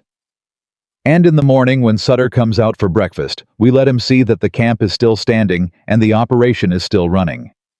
We let him send that report back to Langford, because the last thing Langford is expecting is for us to be operational this morning." Caleb looked at her steadily. And then we deliver 180,000 board feet to the railroad and let the certified delivery record be the loudest thing we say about Victor Langford," she said. "We can hand everything we've documented to Gerald Horace afterward. Let the company decide what legal action they want to take. But our job, our only job for the next 11 days, is to finish this contract." I was quiet for a long moment. The camp outside was making the sounds of men who had been through something significant and were now doing the practical work of recovering from it. Voices, movement, the sounds of cleanup beginning in the gray pre-dawn. "You're right," he said finally. He said it simply, without the residual reluctance that had accompanied his early concessions to her judgment. "Just you're right. Clean and direct. Get some sleep," she said. 2 hours minimum. We start the eastern section at sunrise, and I need you thinking clearly." He almost smiled at being told to get sleep by someone sitting at a desk in wet clothes with a notebook. "You should follow your own advice," he said. "I will," she said, "after I finish this." He stood. He went to the door. He paused, the doorway pause that she had come to recognize as the place where Caleb Mercer said the things that mattered most to him. "Evelyn," he said. She looked up. "What you did tonight," he said. "On that slope, the secondary road, the load redistribution, the way you managed the crew in the dark in the middle of a crisis." He stopped, started again. "I've been on this mountain for 6 years. I have never seen anyone manage a crisis like that. Not the way you did it." She looked at him. "You made it possible," she said. "Every question you answered, every correction you gave me, every time you showed me how the mountain actually works, instead of how the records say it works. Tonight was both of us." He was quiet for a moment. Something moved through his expression that was too complicated to name and too honest to look away from. "Good night," he said. "Good night, Caleb." The door closed. She looked at her notebook for a moment. Then she turned to a new page and began documenting the night's events with the meticulous precision of someone who understands that what is written down becomes real in a way that memory alone cannot sustain. She wrote for an hour. Then she put her head on her arms and slept for 90 minutes, and when she woke up, the sun was coming in through the office window, and she could hear the camp in full morning operation, and she got up, washed her face, put on dry clothes, buckled her father's tool belt, and walked out into the day. Roy Sutter was at this breakfast table when she passed the cook tent. He was eating with the focused attention of a man pretending not to be watching everything. Evelyn walked past the tent entrance at a normal pace. Looked in, met Sutter's eyes for exactly as long as it takes to acknowledge a camp employee, and kept walking. She heard him set his coffee cup down. She kept walking. Let him wonder. Let him report back to whoever he was reporting to that Silver Ridge was operational this morning after last night. Let Langford calculate what that meant and come up with the wrong answer, because men like Victor Langford, who operated from a position of assumed advantage, were not good at accounting for the possibility that the people they were underestimating were better than they thought. The 11 days began. She had 11 days, and she needed 5 of them to be exceptional, not just good. The storm had damaged the secondary eastern path and cost them half a day of production in the cleanup. The main chute was operational, but needed careful monitoring after the stress it had undergone. The crew was tired in the way that comes after a night of crisis and sustained high-stakes work. She stood in the yard that morning and looked at 40 men who had worked through the night in freezing rain and were now, without being asked, picking up their tools and moving toward their stations. She stopped Denny as he passed. "How are you?" she said. He looked at her with red-rimmed eyes and a jaw set like a man half his apparent age. "Ready to work," he said. "Get an extra cup of coffee first," she said. "You've earned it." He looked at her for a moment. "Are we going to make it?" he said. Not in the voice of someone asking for reassurance, in the voice of someone who genuinely wanted the honest answer. "Yes," she said, and she meant it as a fact, not as a comfort. He nodded and went to get his coffee. She found Caleb at the eastern section staging area, already talking with Garrett about the morning's first haul. Both of them looked like men who had slept 2 hours and would not acknowledge it. She respected that. "Mill is ready," she said. "Eastern section full rotation today. I've adjusted the hall windows to account for the path damage from last night." Caleb nodded. "Garrett." "Ready," Garrett said. "Then let's go," Caleb said. That was the entirety of the morning strategy meeting. It was perfect. The first 3 days of the final 11 were grinding incremental and required the kind of sustained concentration that wears on people differently than physical work does. Physical work exhausts the body. The kind of concentration that running a maximum capacity operation under deadline pressure demands exhausts something deeper. The place where judgment lives, the reservoir of good decision-making that gets harder to draw from as the days accumulate. Evelyn managed this deliberately. She built small breaks into the schedule, not rest periods, but rotation of attention. When she had been focused on production numbers for 3 hours, she went physical, going to the staging area or the mill floor for an hour, giving her mind the kind of concrete sensory work that allowed the analytical part of her to reset. She encouraged the same in others without making it a directive. She asked Caleb at midday what he'd eaten. She told Garrett he was needed at a specific location that happened to require a 20-minute walk each way. She made sure Arlo's meals were on time and substantial. She managed the humans the way she managed the workflow. Not by controlling them, by understanding what they needed to keep running at their best. On the 4th day, the twist came from a direction she hadn't anticipated. A letter arrived from Denver, from Gerald Horace's office. She read it standing in the office doorway with the afternoon light behind her, and she read it twice before she fully understood what it said. Victor Langford had contacted the railroad. He had told them that Silver Ridge had experienced significant structural damage and operational disruption, which was technically true, and suggested that the railroad might want to consider whether Silver Ridge could realistically meet its delivery deadline. He had also, as if by coincidence, submitted a proposal to supply the remaining board footage himself from his Gunnison operation at a premium rate if the railroad chose to release Silver Ridge from its contract. He hadn't waited for them to fail. He was trying to make them fail on paper while they were still succeeding in the field. Gerald's letter included the railroad's response. They were sending an observer to Silver Ridge in 3 days to assess operational status before making any decision about the contract. 3 days. Evelyn sat down. She read the letter a third time. Then she stood up, walked to the door, and called across the yard for Caleb. He came quickly, reading her expression before she said a word. "What happened?" he said. She handed him the letter. He read it. She watched his face while he read it. She watched the controlled fury move through him like weather. "He went to the railroad," Caleb said. "Yes." "While we were still standing." "Yes." "He's not even waiting to see if we fail. He's trying to convince them we've already failed." "Yes," she said. Caleb put the letter down on the desk very carefully. The carefulness of the gesture was in itself a kind of controlled anger.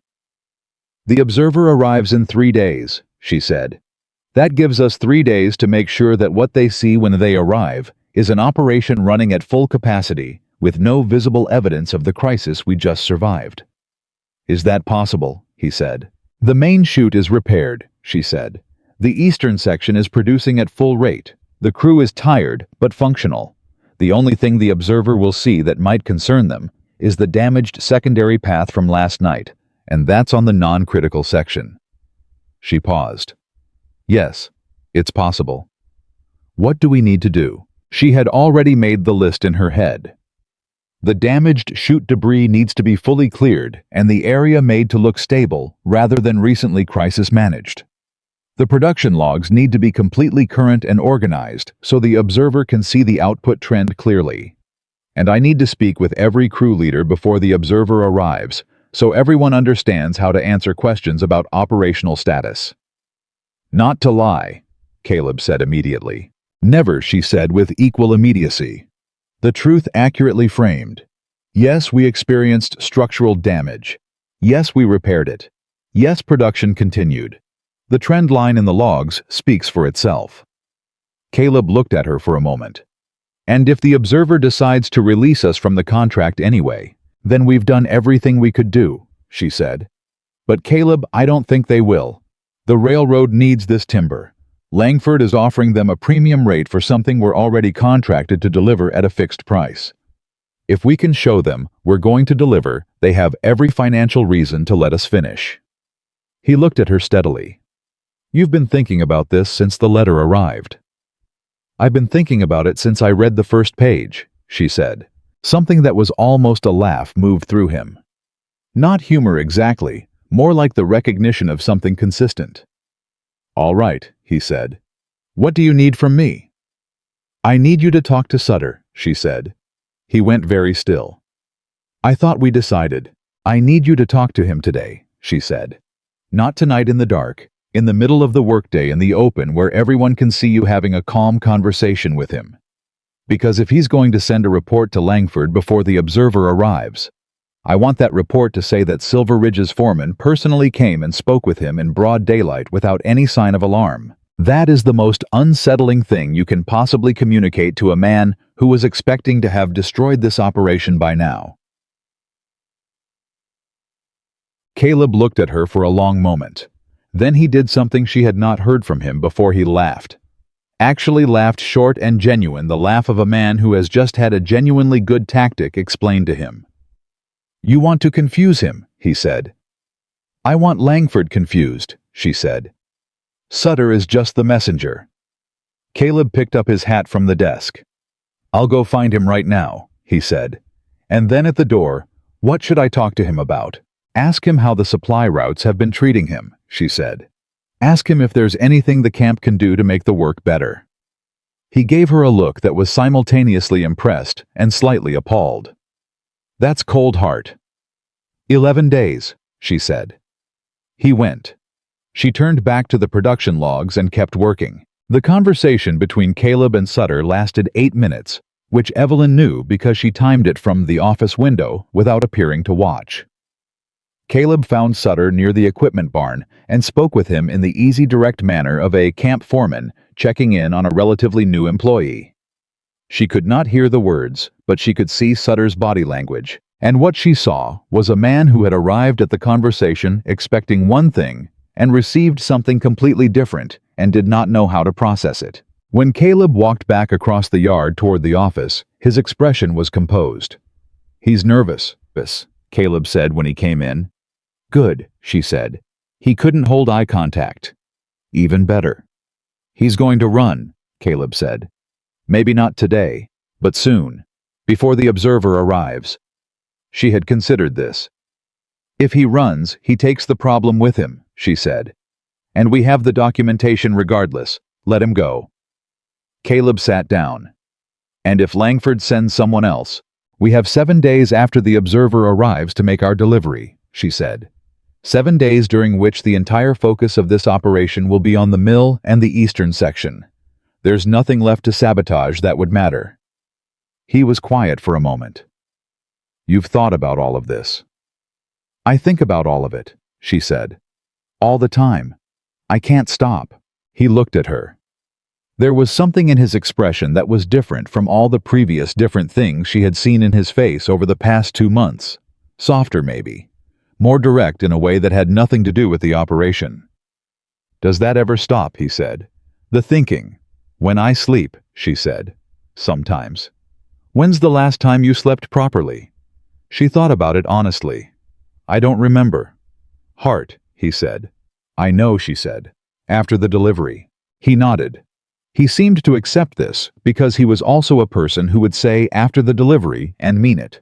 They understood each other that way. The observer arrived on the morning of the 8th day. His name was Thomas Aldridge, a compact man in his 50s, with the precise economical movements of someone who has spent a career evaluating things quickly and accurately. He arrived in a company carriage with 2 assistants and a leather satchel full of measurement tools and certification forms, and he looked at Silver Ridge Timber Camp with the flat, assessing gaze of a man who has seen 100 operations and is not easily impressed or easily alarmed. Evelyn met him at the gate. She had thought carefully about this moment. She had thought about whether to have Caleb meet him. Caleb was the senior operational presence, and in 1886, there was an argument that a railroad observer would respond more readily to a man. She had thought about it seriously, not dismissively as a practical calculation, rather than a point of pride. She had decided to meet him herself, for the same reason she had walked into Silver Ridge on the first day holding the appointment letter, because the truth of what she was and what she had built here was not something that needed to be managed or introduced through a more comfortable intermediary. It was something that could speak for itself. Mr. Aldridge, she said. I'm Evelyn Hart, Assistant Superintendent. Welcome to Silver Ridge. He shook her hand with the brief, firm handshake of a man who has learned to form his actual assessments quietly. Miss Hart, he said. I understand you've had some operational challenges recently. We have, she said. I'll show you the production records from the past 60 days, and then give you a complete tour of both active sections. If you have specific concerns after that, I'd like to address them directly. He looked at her for a moment. That's an unusually organized approach, he said. It's a straightforward situation, she said. We experienced structural damage from weather and from deliberate interference with our equipment. We repaired the damage. Production has continued. The numbers are in the logs. He raised his eyebrows slightly at deliberate interference. You're alleging sabotage. I'm documenting it, she said. The documentation is in the office. I'll make it available to you along with the production records. What you do with it is your company's decision. He looked at her with slightly more attention than he had been giving her 30 seconds ago. All right, he said. Let's start with the records. They went to the office. Aldridge asked questions. She answered them. When she didn't know something precisely, she said so and provided the best available approximation, which she found was the approach that calibrated people like Aldridge trusted most.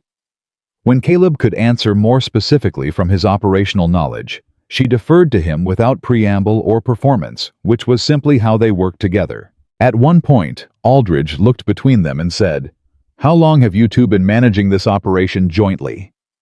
Caleb looked at Evelyn. She looked at him. About 7 weeks, Evelyn said. Aldridge made a small note. After the records, the tour. Evelyn took him through both active sections and the mill, and she watched him form his assessments. In real time, saw the moment when he registered the eastern section chute that had not been on the original operating maps. Saw him note the maintenance schedule posted in the mill. Saw him watch Garrett's hauling team run a full rotation with the clean, efficient timing that 7 weeks of schedule refinement had produced. At the sorting yard, Denny was working. He saw Aldridge, and without being prompted, without any instruction from Evelyn, continued working at exactly the same pace, and with exactly the same focus he had been applying all morning. Just a young man doing his job with the ease of someone who has done it long enough to be genuinely good at it. That Evelyn thought was worth more than anything she could have said. At the end of the tour, Aldridge stood in the yard and made notes in his book for a long minute. Then he said without looking up, "Your current production trajectory. At this rate, when do you certify delivery?" 7 days, Evelyn said. "We'll be at 182,000 to 185,000 board feet. We'll exceed the contract minimum." He looked up. "You're confident of that?" "I'm certain of it," she said. He looked at her for a long moment. He looked at Caleb. He looked at the mill running behind them, at the sorting yard, at the operation that had been failing when she arrived and was now 7 weeks later doing something that had not been in any of the original projections. "Miss Hart," he said. "Mr. Mercer, the railroad will be honoring the full contract." He closed his book. "In fact, I'll be sending a preliminary recommendation to my superiors this evening regarding a longer-term supply arrangement if Silver Ridge can demonstrate continued performance." Caleb said nothing. Evelyn said nothing. Neither of them had the emotional space in that moment for anything except receiving the information and storing it somewhere safe. "Thank you," Evelyn said. That was all. Aldridge nodded and went to find his assistants. The moment he was gone, Caleb turned to her. His face was doing something complex and genuine that he wasn't bothering to control. "Longer-term arrangement," he said. "Yes," she said. "He said that." He did. A beat of silence. Around them, the operation continued its rhythm, completely indifferent to the fact that something significant had just happened in the yard. 7 days, Caleb said. 7 days, she confirmed. He looked at her for a long moment. Then he turned and walked back toward the eastern section, and she turned and walked back toward the office, and both of them went back to work immediately, because that was who they were, and there were 7 days left, and there was no other possible response to good news than to immediately go and earn it. Roy Sutter left Silver Ridge the following morning. He did it quietly between the night watch and the dawn, taking his personal belongings and leaving behind the company equipment and a bunk that Arlo had stripped and remade by breakfast, with the efficiency of a man who has seen people come and go and does not attach sentiment to departures. Nobody made a scene. Nobody chased him. Evelyn simply noted it in the record supply driver, R. Sutter departed camp, day 67 of operation, and forwarded the documentation package to Gerald Horace in Denver with a cover letter that described the pattern of incidents, the physical evidence Garrett had preserved, and the timeline alignment. What happened after that was not her immediate problem. The last 7 days had a quality that Evelyn would spend years trying to describe, and never quite succeeding. The closest she could come was this: they felt like the last miles of a very long road that you didn't know you could walk until you were already most of the way down it. Everyone worked longer. Not because she asked them to, she had specifically chosen not to ask, had decided that the request would mean more coming from the men themselves. And it did. It came first from Garrett, who told Caleb on the morning of day 68 that his team would take split shifts to keep the eastern section running through the early evening. Then from Frank, who organized the senior cutters into a voluntary rotation that pushed the upper zone output to its maximum safe capacity. Then from Denny, who showed up an hour before his scheduled start every morning for the remaining 6 days and said nothing about it to anyone. Arlo moved the cook operation to the mill floor for the final 3 days, bringing food directly to the men rather than calling them away from the equipment. He never asked Evelyn's permission for this. He simply did it because it needed doing, and Evelyn noticed and said nothing, because the best acknowledgement of a good decision is letting it stand. She worked beside whoever needed help. She was at the sorting yard in the morning, and the mill floor in the afternoon, and the staging area in the evening. Not because the schedule required her there, but because being present, physically present, working present, not supervisory visiting present, was the thing she could give that nobody else could give in quite the same way. Caleb understood this, and he matched it. They moved through the operation on parallel tracks, covering different ground, making independent decisions within their respective areas of knowledge, and coming together in the evenings with the day's numbers and the next day's plan. The way two people come together at the end of shared work, not performing partnership, but practicing it. On the 5th day of the final 7, late in the evening, with the mill running the last rotation, Caleb came and stood beside her at the production board, where she was updating the running total. He looked at the number. She looked at it too. "Tomorrow," he said. "Tomorrow," she agreed. The total on the board with one full day, remaining 176,400. She needed 3,600 more. At current production rates, they would produce between 4,000 and 5,000 in a full day. "We're going to do it," he said. Not a question, a statement. "We're going to exceed it," she said. He was quiet. She could feel him standing beside her with the full weight of everything the past 2 months had been, and she felt the same weight in herself. And it was a strange thing to stand next to someone who is carrying the same weight and feel, because of it, somehow lighter. "When I hired on at Silver Ridge 6 years ago," he said, "the previous foreman told me the only thing that matters in this business is knowing the mountain." "He was right," she said. "He was partially right," Caleb said. "The mountain is what you're working with. But knowing the mountain isn't enough if you can't build the operation that uses it properly." He paused. "I knew the mountain. You built the operation." "You built it with me," she said. "I know," he said. "I know that now." She looked at him. The lamplight in the mill was steady and warm, and outside the night was cold and clear in the way Colorado nights are clear. After a storm has passed, sharper, more defined, everything made more real by what it survived. "Caleb," she said. "Yes. After the delivery, when this is done." She stopped, started again. "I'd like to stay."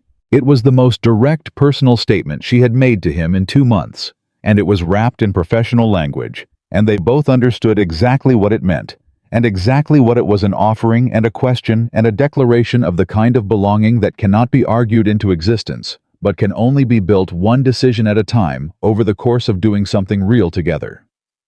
He looked at her for a long moment. "I'd like you to stay," he said, and his voice had a quality she had not heard in it before, something without the careful management that he usually maintained, something more like the voice of a man who means what he says and has stopped calculating whether to say it. They stood like that for a moment. Then, the mill's evening run completed with its customary mechanical finality, and somewhere outside Garrett's voice rose above the wind, and the operation reasserted itself with its customary indifference to the personal lives of the people running it, and they both moved back into the work because that was what the work required. But something had settled between them that had not been there before. Something real. The final morning the railroad inspector arrived before sunrise. His name was Dade, a younger man than Aldridge, quieter, with measuring equipment and a certification ledger that he carried with the reverence of someone who understands that the number he writes down matters. Evelyn met him at the mill. The final run completed at 9:47 in the morning.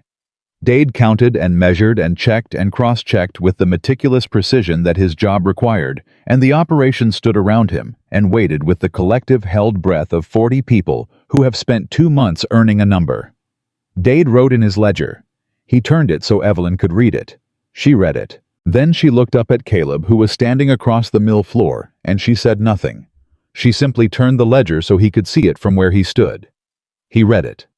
193,400 board feet. The camp erupted. The camp. She stood in the middle of it. The noise. The voices. Garrett's enormous laugh. Denny grabbing Frank's arm.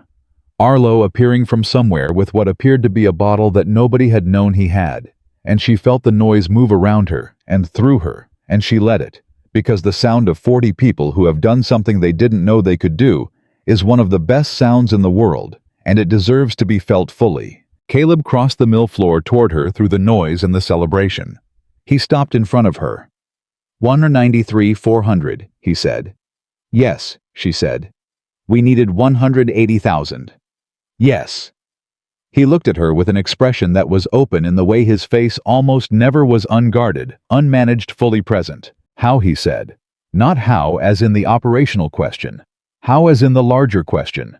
The one that starts with one woman arriving with one suitcase and one appointment letter, and ends with something nobody at Silver Ridge had believed was possible becoming the thing that defined what Silver Ridge was. She thought about it honestly. We stopped waiting for the other person to prove themselves, she said. And we started working. He was quiet for a moment. Then he removed his gloves. The worn leather work gloves he wore every day on this mountain, and he held out his hand to her. She took it. The handshake lasted 3 seconds, but what it meant lasted considerably longer. Around them Silver Ridge celebrated what it had survived and what it had become, and the number 193-400 entered the history of a place that had been failing when a woman arrived with a suitcase and a letter and a question about production records, and made itself into the number that everything after would be measured against. The celebration lasted one evening. That was all.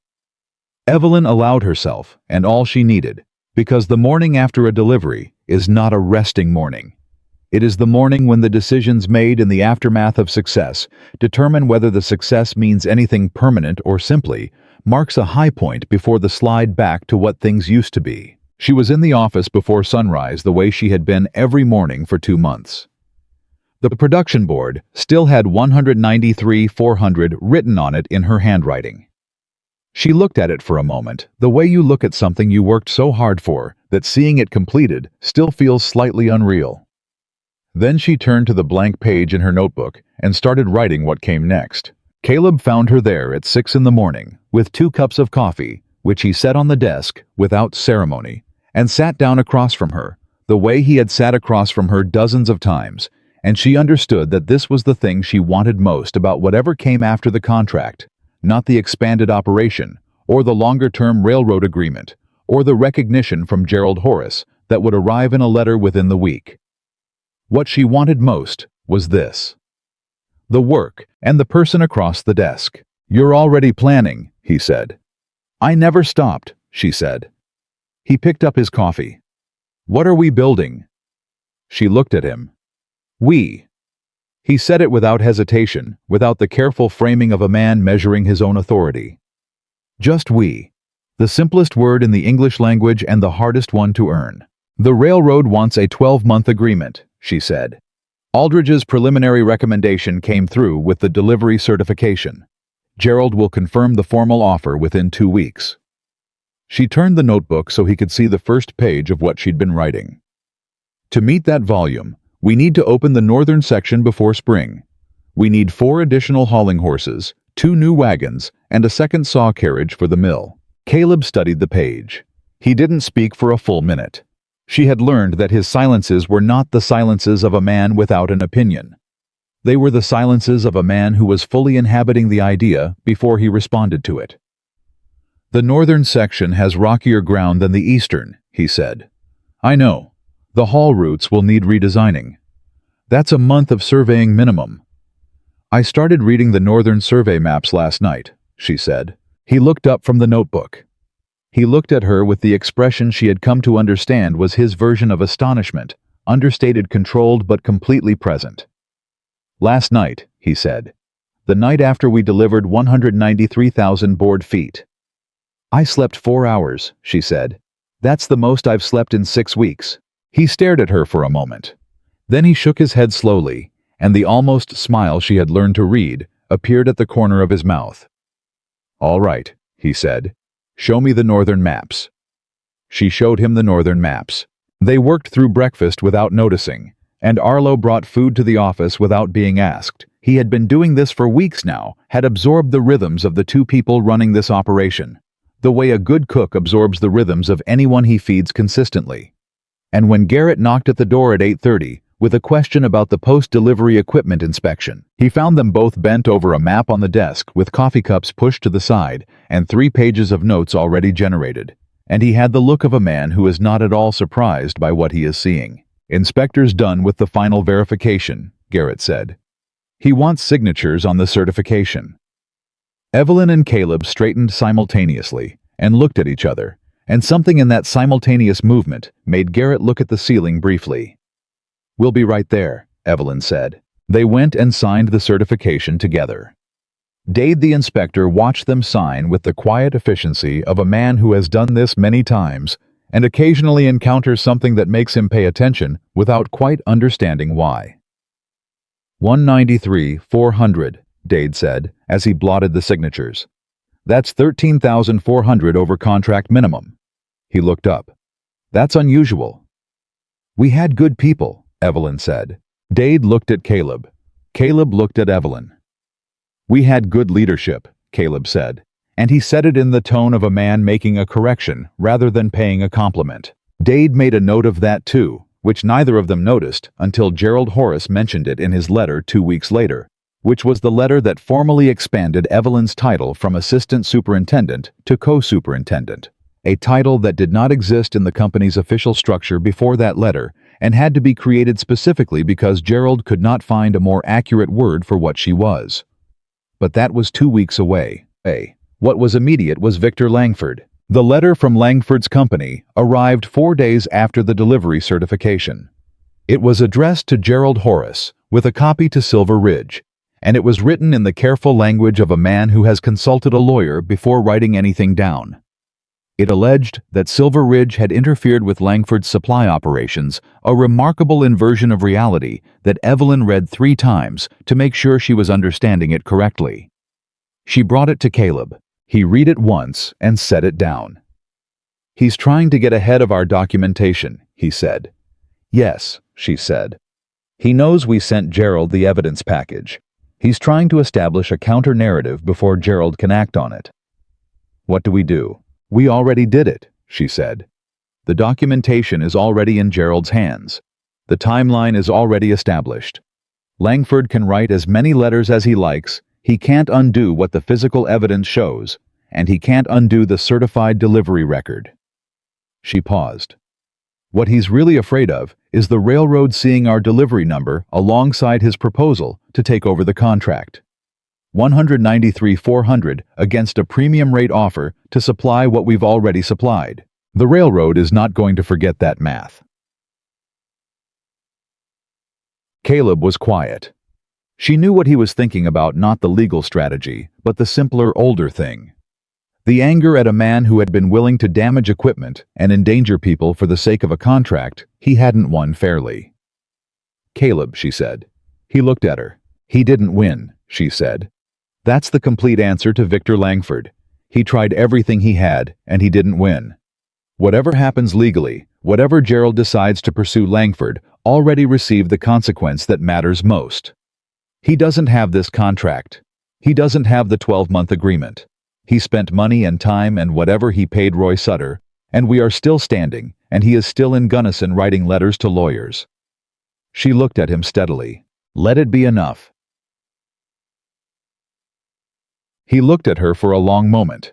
She could see him deciding not about the strategy, but about the anger, about whether to carry it or put it down. He put it down. All right, he said.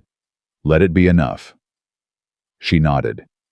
And that was the last time Victor Langford's name occupied the center of any conversation at Silver Ridge. What occupied the center instead was the work of building something larger than what had existed before. The 12-month agreement was formally executed 3 weeks after the delivery. Gerald Horace came to Silver Ridge himself to sign it the first time he had visited the camp in 2 years by his own admission, and what he found when he arrived was sufficiently different from what he'd last seen that he stood in the yard for a moment before speaking simply, looking. The operation had a rhythm now that was visible even to a non-expert. The hauling teams moved on their scheduled windows. The mill ran without the long silences that had characterized the old production logs. The staging areas were organized rather than chaotic. Men moved with the ease of people who know what they're doing and know that what they're doing connects to what everyone else is doing. Gerald found Evelyn at the timber sorting area, checking a measurement. He watched her for a moment before she noticed him. Watched her correct a figure, speak briefly with a sawyer about blade tension, then climb onto a wagon frame to inspect a load distribution question that had apparently been brought to her attention 30 seconds earlier. Evelyn, he said. She turned and came toward him, and she had the look of a person who is completely inside their work and has surfaced briefly, rather than a person performing being busy. "Gerald," she said, "you're early." "I took the morning wagon," he said. He looked at her, at the tool belt, the mud on her boots, the notebook in her back pocket. "You look like you belong here." "I do belong here," she said simply. He nodded. Something moved through his expression that was complicated and old, the expression of a man who had known her father well and was now looking at his daughter and understanding something about legacy that doesn't transfer through inheritance, but through work. "Your father would have had something to say about all this," Gerald said. She thought about that.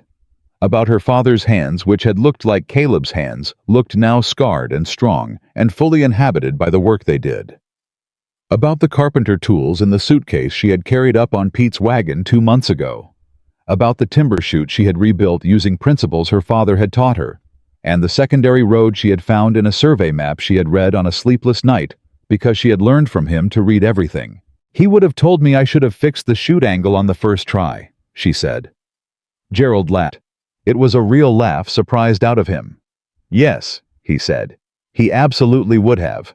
Caleb met them at the office, and the three of them sat down to the formal agreement signing, and when it was done, Gerald shook both their hands with the particular gravity of a man who understands that what he is signing is not just a supply agreement, but a recognition of something that had been built against considerable resistance.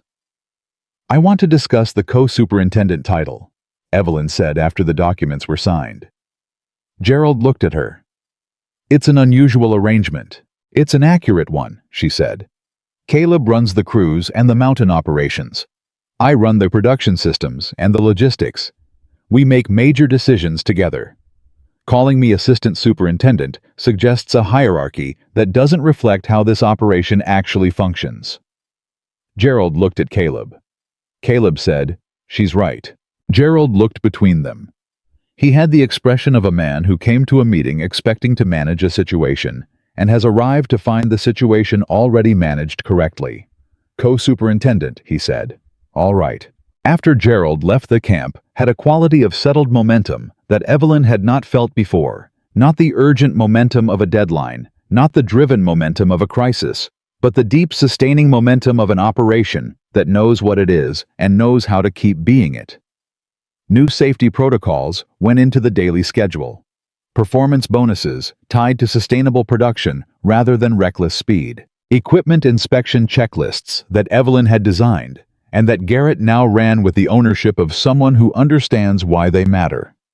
Work rotation systems that meant men were tired in the normal productive way of honest work, rather than the dangerous way of exhaustion, past the point of good judgment. Accidents dropped.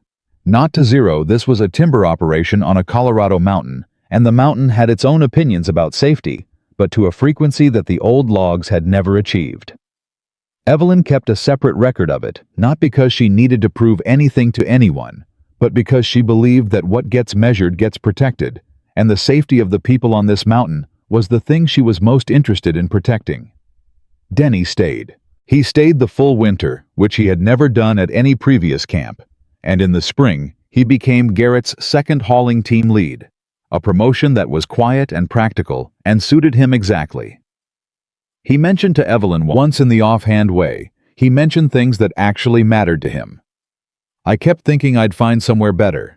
Turns out better was the thing that got built here." Frank stayed too and brought his nephew the following season, a young man named Thomas, who arrived nervous and uncertain and was assigned to Denny's team, and Evelyn watched Denny handle the nervous young man with the patient directness she had once used on Denny himself, and understood that something had passed forward that couldn't be planned or scheduled or managed into existence. A year after the delivery, a new man arrived at Silver Ridge.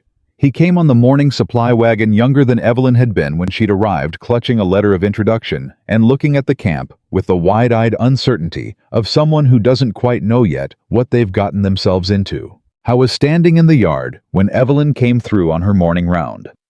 He saw her moving through the operation, correcting a measurement at the sorting area, speaking with the mill operator about the morning's first run, climbing briefly onto a wagon to check a load, and he watched with the particular confusion of someone encountering something that doesn't match the category they arrived with. He found Caleb near the equipment barn. "Excuse me, the young man said. "Who is that woman?" Caleb looked where he was pointing. Evelyn was at the mill entrance now speaking with Garrett about the hauling schedule. Her notebook open, her father's tool belt buckled at her waist, her boots already carrying the morning's mud. Caleb watched her for a moment. He watched the way Garrett listened, not politely, not deferentially, but with the complete attention of a man receiving information he trusts absolutely. He watched her turn from Garrett and look out across the operation with the look of someone reading a situation the way another person reads a room. That, Caleb said, is the reason this place is still standing. The young man blinked. "She's the superintendent." "Co-superintendent," Caleb said. "She runs operations. I run the mountain. We run the rest together." He looked at the young man. "If you're smart, you'll watch how she works before you form any opinions about what she is. And if you're very smart, you'll ask her questions every chance you get, because she will tell you the truth, and the truth will make you better at this job than you would otherwise be." The young man looked at Evelyn again, reassembling something in his understanding. "Has she been here long?" he said. "Long enough to rebuild a timber chute, redesign the entire production workflow, stop a sabotage operation, save the mill in a midnight rainstorm, and deliver 13,000 board feet over contract on a deadline. Everyone said we'd miss," Caleb said. He settled his hat on his head. "So yes, long enough." The production sheet with 193,400 board feet was framed that winter and hung in the office. Not because it was their largest number within 18 months of the railroad agreement. They were regularly exceeding it, but because it was the number that had changed what Silver Ridge believed it was capable of. Because it was the number produced in the first season of a different kind of operation, built by a woman who arrived with a suitcase and a letter and a night's worth of reading and the absolute refusal to be told that her presence here was a mistake. The framed sheet hung next to a map. The 1872 survey map, the one with the secondary road marked on it. The road that nobody had known was there, until a woman who read everything found it on a sleepless night and used it to save a sawmill in a rainstorm. Men who had laughed. The first morning she arrived now brought their questions to her first. Men who had doubted the workflow changes now defended them to newcomers with the authority of people who had watched them work. Men who had worked themselves to exhaustion under a system that wasted half their effort now worked hard and efficiently and went home at the end of a season with earnings that reflected what they had actually produced. Evelyn never made a speech about any of it. She never asked anyone to acknowledge what had changed, or recognize what she had done, or admit what they had originally thought. She simply kept working, kept learning, kept asking questions, kept telling the truth about what she knew and what she didn't. Kept showing up before sunrise and staying until the work was done. And Caleb, who had once looked at a clean coat and a small suitcase and polished boots, and asked a woman if she was looking for the kitchen. Caleb understood something now that he had not understood on that September morning 2 years before. He understood that competence does not arrive wearing the face you expect it to wear. He understood that the most dangerous assumption a person can make about someone else is the assumption that they already know what that person is before they've watched them work. He understood that 20 years of experience had given him something genuine and valuable, and that it had also given him a blindness he hadn't known he had until someone arrived who could see what he couldn't. I understood these things because Evelyn had never told them to him. She had simply shown him one decision at a time, one corrected mistake at a time, one night of reading, and one rebuilt chute, and one secondary road, and one 193,400 board feet at a time, until the showing was complete, and there was nothing left that needed to be said. On a morning in the second autumn, when the mountain was turning gold, and the operation was running with the clean efficiency of something fully understood, Caleb came into the office and found Evelyn at the desk with fresh survey maps and a new notebook, and the look of a woman already 3 weeks ahead of the current moment. He sat down across from her. She looked up. "What are we building next?" he said. She turned the notebook so he could see.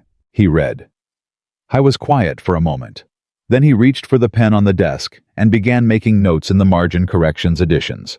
The specific mountain knowledge that made everything she planned actually buildable, and she watched him write and made her own notes in response, and the two of them worked across the same page in the morning light and outside Silver Ridge Timber Camp ran. Because competence, when it is real, does not need to be announced.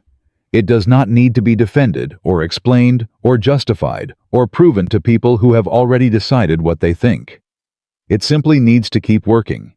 It needs to show up before sunrise and stay until the job is done, and tell the truth about what it knows, and ask honest questions about what it doesn't, and build carefully, and without apology, the thing that needs to be built. Evelyn Hart had arrived at Silver Ridge with one suitcase, one letter, and her father's tool belt. She had stayed because the work needed doing, and she was the person who could do it. She had built something that outlasted the doubt, outlasted the sabotage, outlasted the deadline, outlasted every person who had looked at her on that first morning and decided they already knew what she was.